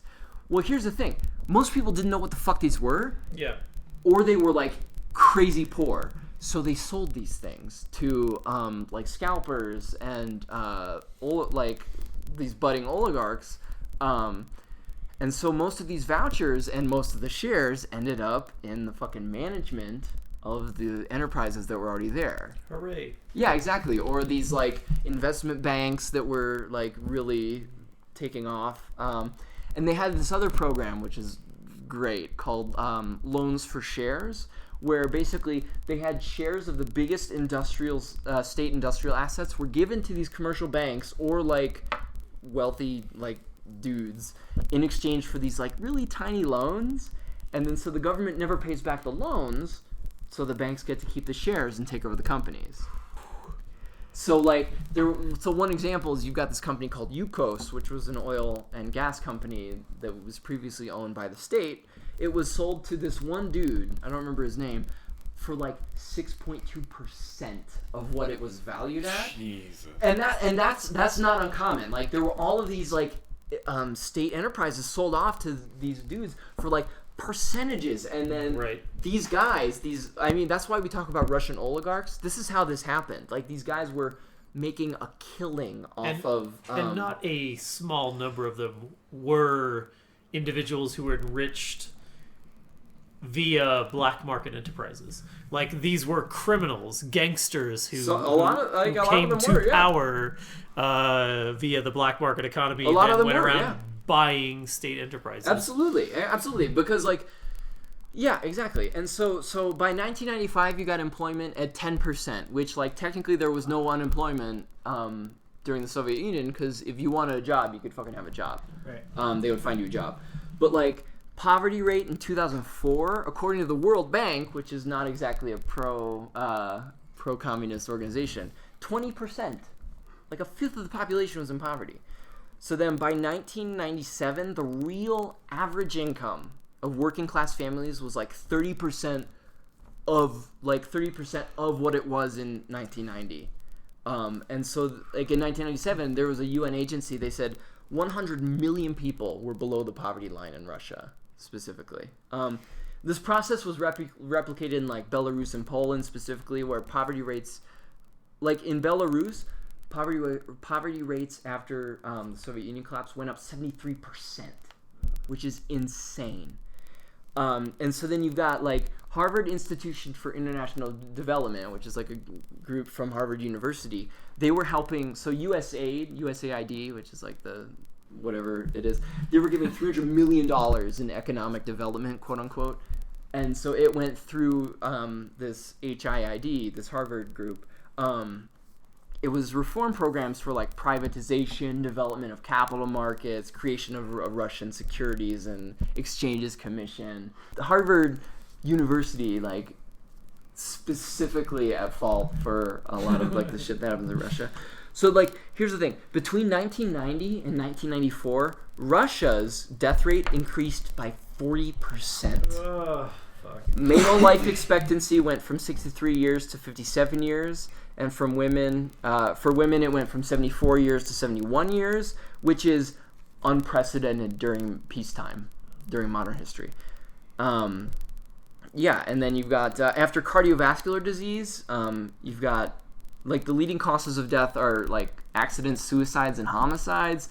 Alcohol-related deaths tripled in the first 4 years of the counter-revolution. Under under the Soviet Union, like you got free healthcare basically. You were promised like free healthcare and like free healthcare assistance. But once the Soviet Union collapsed, you had this complicated mixture of like private insurers and public financing. The OECD, which is like the Organization of Economic Country Development, it's like again not a communist organization. Right. They said, listen, Russia's population, like health, it's declined by basically every measure we can come up with. Like women's wages fell from 70% of that of men in 1990, which again is not great, went to 40% of men's in 1997, which is insane. Women, after 1990, suffered violent crime in just shocking numbers, with the number of women murdered increasing 7-fold from 1990 to 1997, which is disgusting. Like in 2014, I don't know what it is right now. In 2014, 100 Russians owned a third of the country's wealth, and like Russia's an enormous country. And yeah, like Justin mentioned earlier, like Cuba's GDP plummeted by 50% after like not getting any Soviet aid. There was a pullout of Afghanistan. Russia like helped out in the Gulf War. Like there was a quote of Gorbachev saying to Bush's fucking chief of staff, like, "Oh, I want to emphasize that we would like to be by your side in any situation." Oh no. Yeah, exactly. And But so you did. and so like even the most ardent capitalists will say that like, yeah, what's happened in Russia's not great since the Soviet Union collapsed.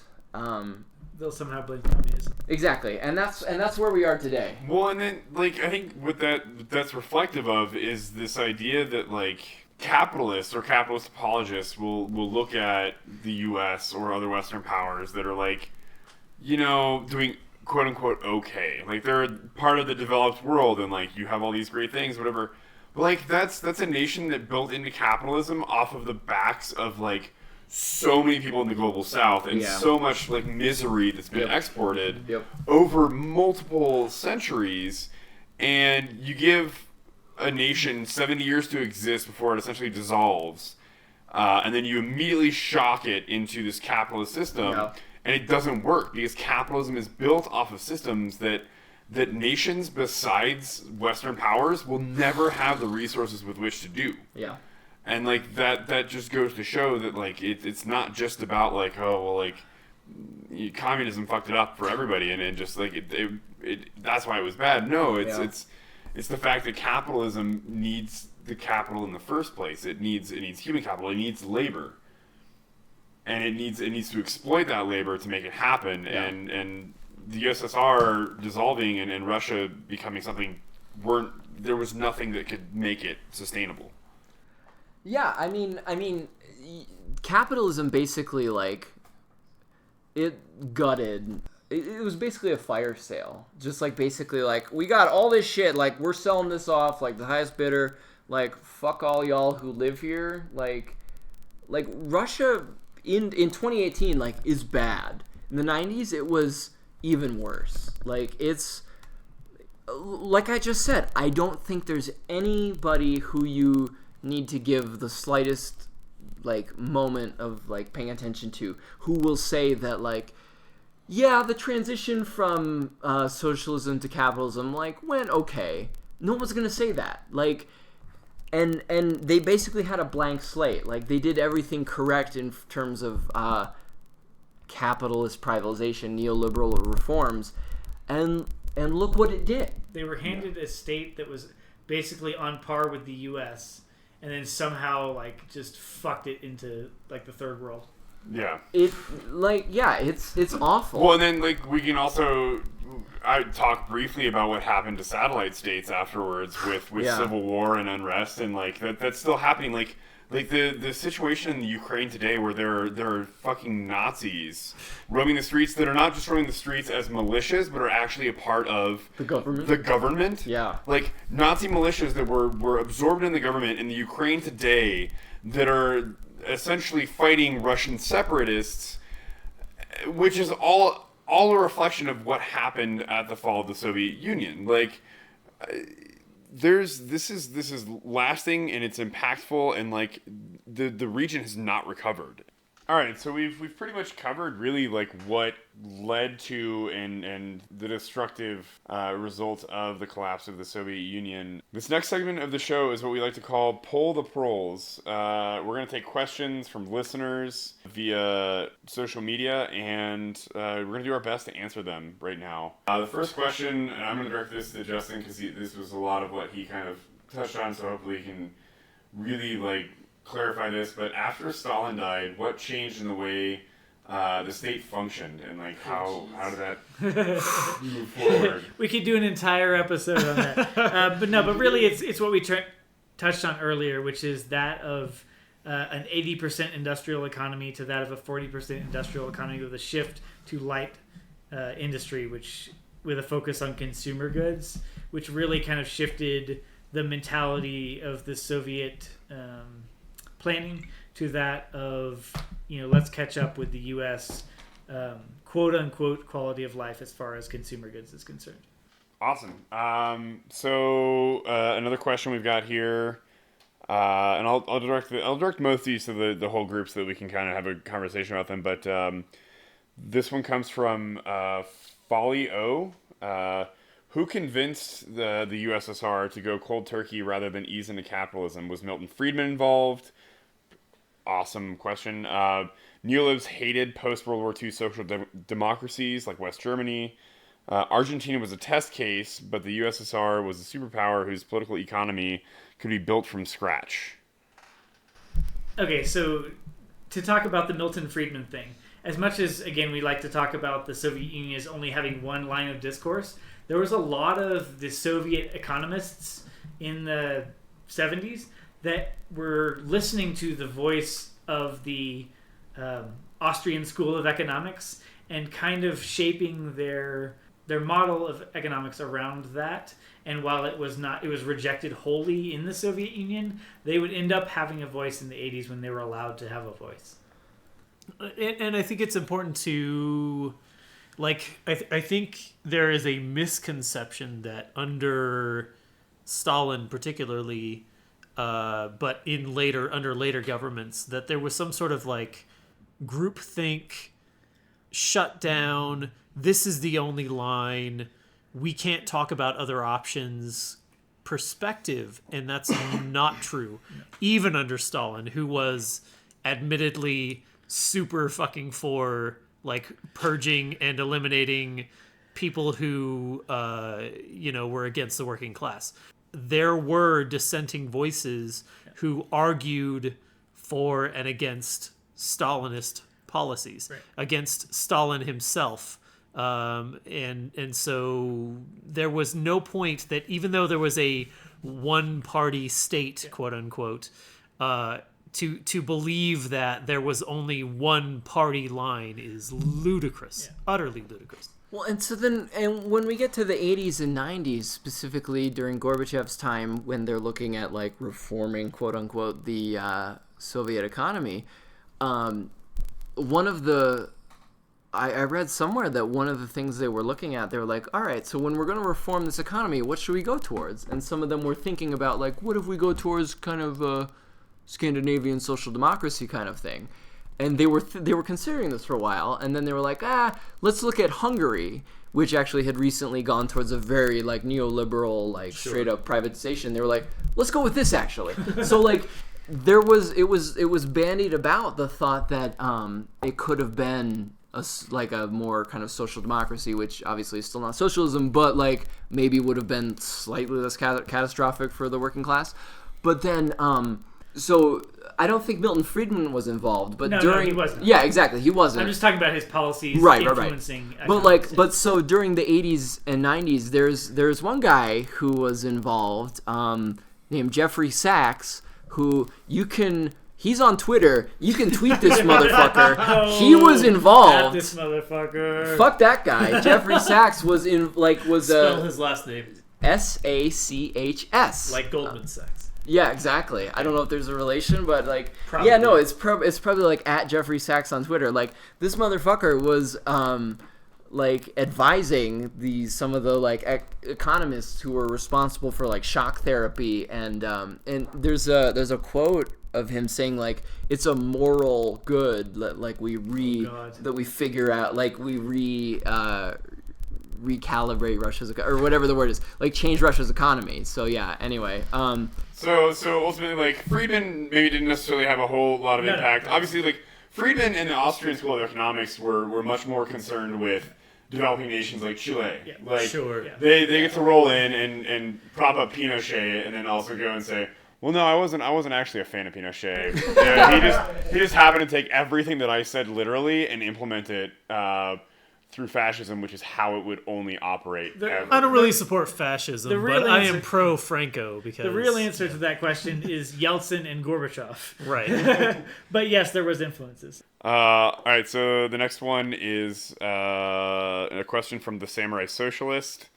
What role did U.S. destabilization through cultural exports, specifically jazz, rock and roll, other genres of music or art, what do they have in the fall of the USSR? Or rather, what are the arguments for heavy impact versus lesser impact? Fuck your Yankee blue jeans. I don't think there's really that much evidence. It's played up. Yeah. It's pretty played up. I will comment though that not necessarily like the popular culture, but like the popular image of life in like a capitalist state like the United States did factor quite heavily on a certain makeup, on like what had become the general makeup of the Communist Party at the time, which was the technical and managerial intelligentsia, the strata that wound up making up like the biggest part,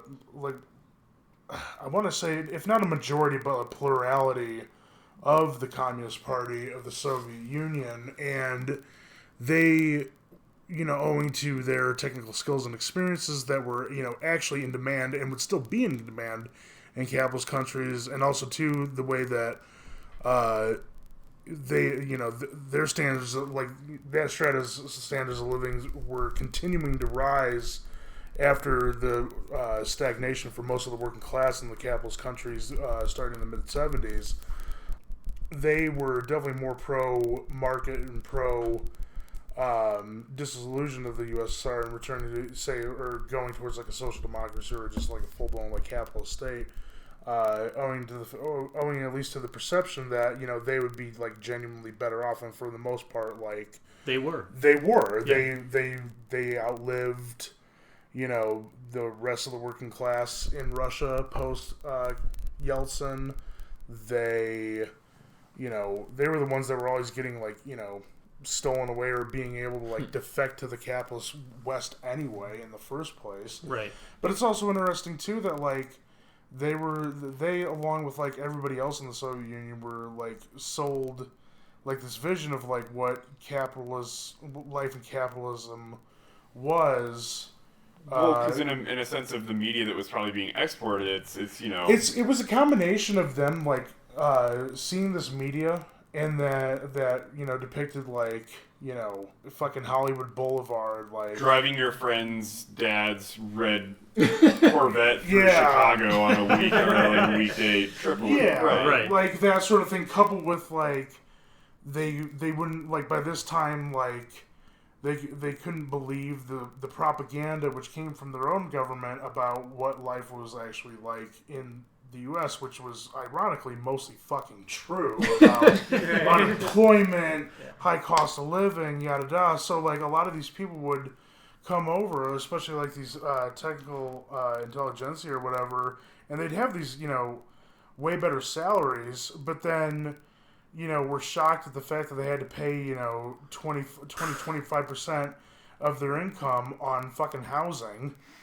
And they were like, wait a fucking minute. Or like, the privatized healthcare and all that shit. So, to a certain extent, I mean, not like, to answer the question, no, I don't believe like, the pop culture thing is overplayed, but it was an element of a popular perception that definitely pervaded. A lot of that was played through Free Radio Europe. Even and all that like stuff.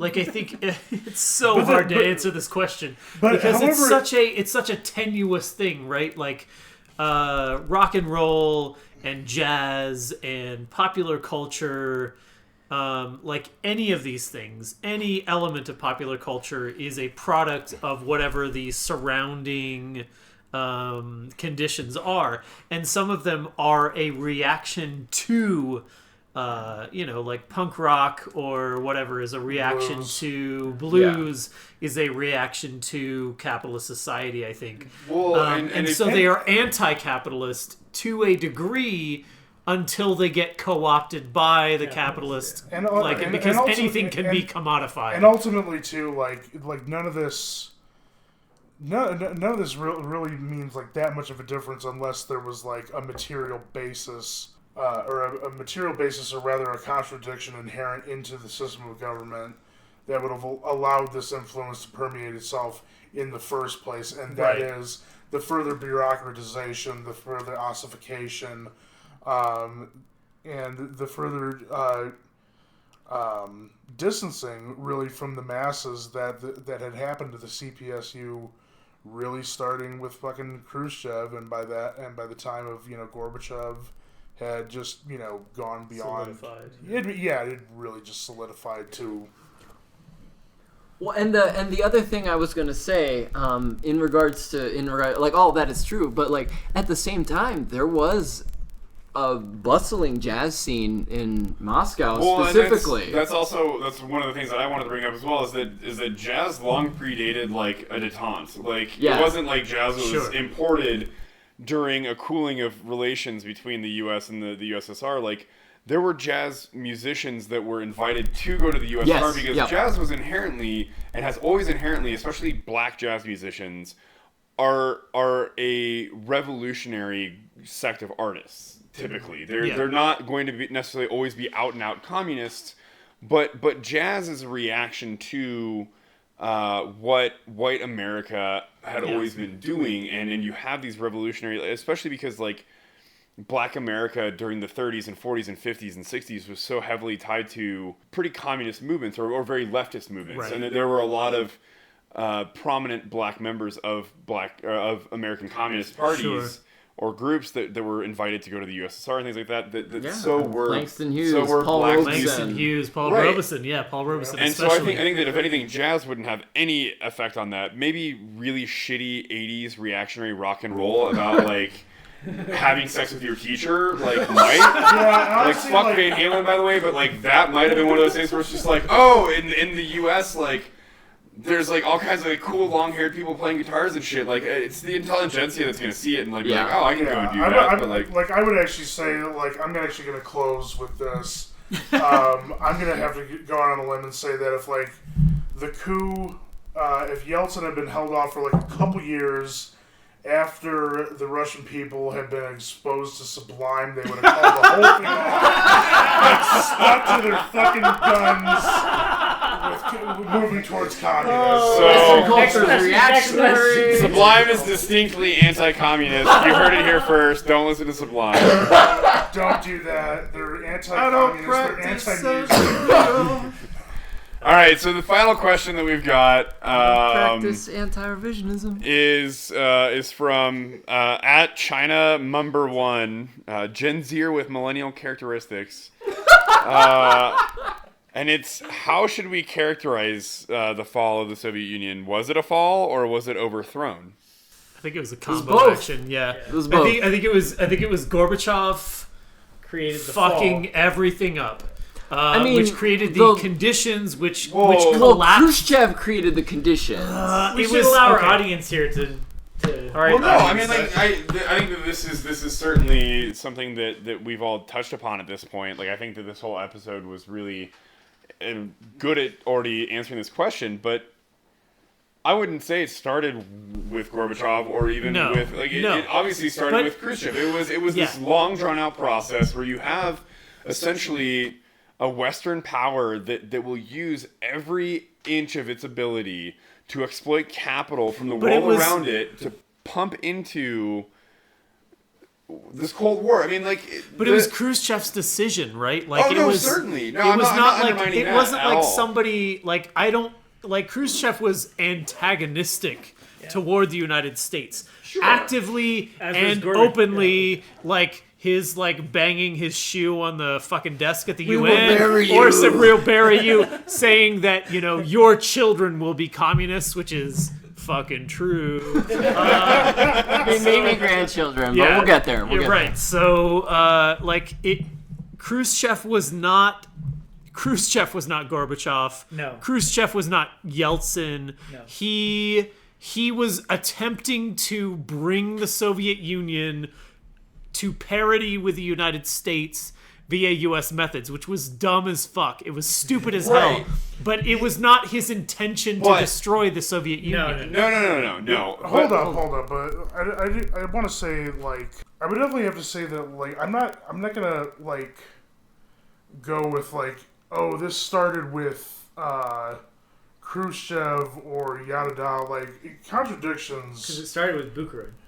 It really started with like how, like, pretty much any vanguard party is going to deal with new contradictions that are born out of the material conditions that they're dealing with.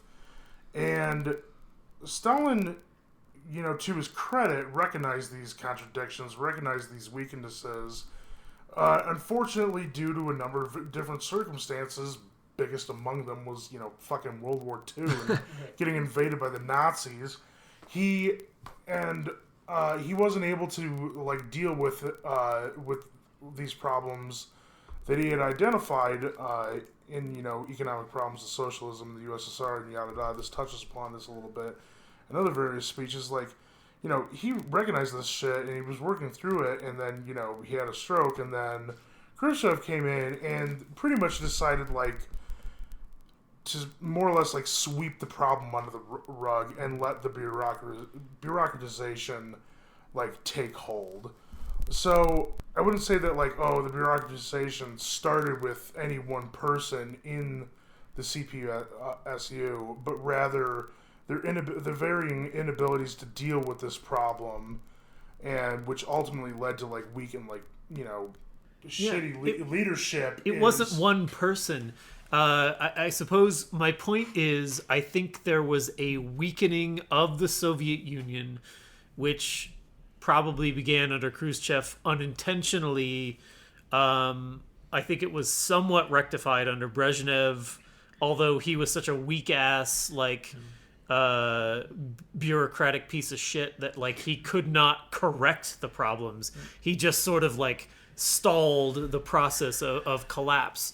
And then, you had two short-term leaders who didn't do anything meaningful because they died or They couldn't. So old-ass men. So anyway, my point is that it was not like it was not either. It was a collapse. Oh, it was certainly a collaboration collapse that between them. led to a coup. It was a collapse that led to a coup. Okay. There was not one more question, because I got this question from several people, but people are asking where they can find episodes 1 through 3, because for those that just found us on the podcast version, all of those episodes are animated. They were animated podcast episodes that we put up on YouTube. So if you go on YouTube, you search Proles of the Round Table, you'll see all of the animated episodes 1 through 3. And they're extremely cool, but they took like 60 to 80 hours to animate. Longer than that. Sometimes. We weren't able to, like, properly compensate the workers. So we would put out 6 episodes a year. Anyway. We want to thank all of our guests that came on tonight. Yeah, thanks for talking about the fall of the Soviet Union, guys. Really sad stuff that we're gonna have to deal with for a long time. Yeah. Thanks so much for everybody who listened into this.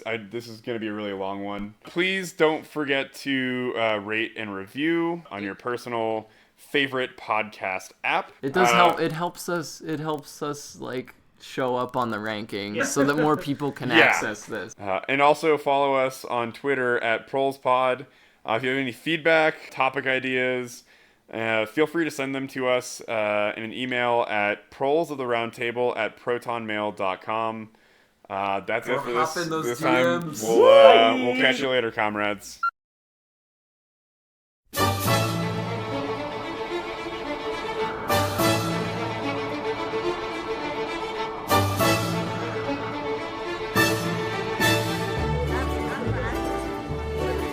Это Горбачев. Горбачев. Это из-за него у нас в экономике бардак. Да благодаря ему у нас новые возможности.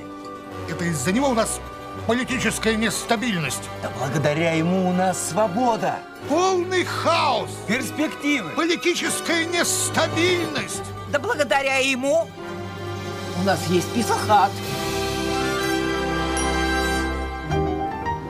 За Горбачева! За Горбачева! За Горбачева!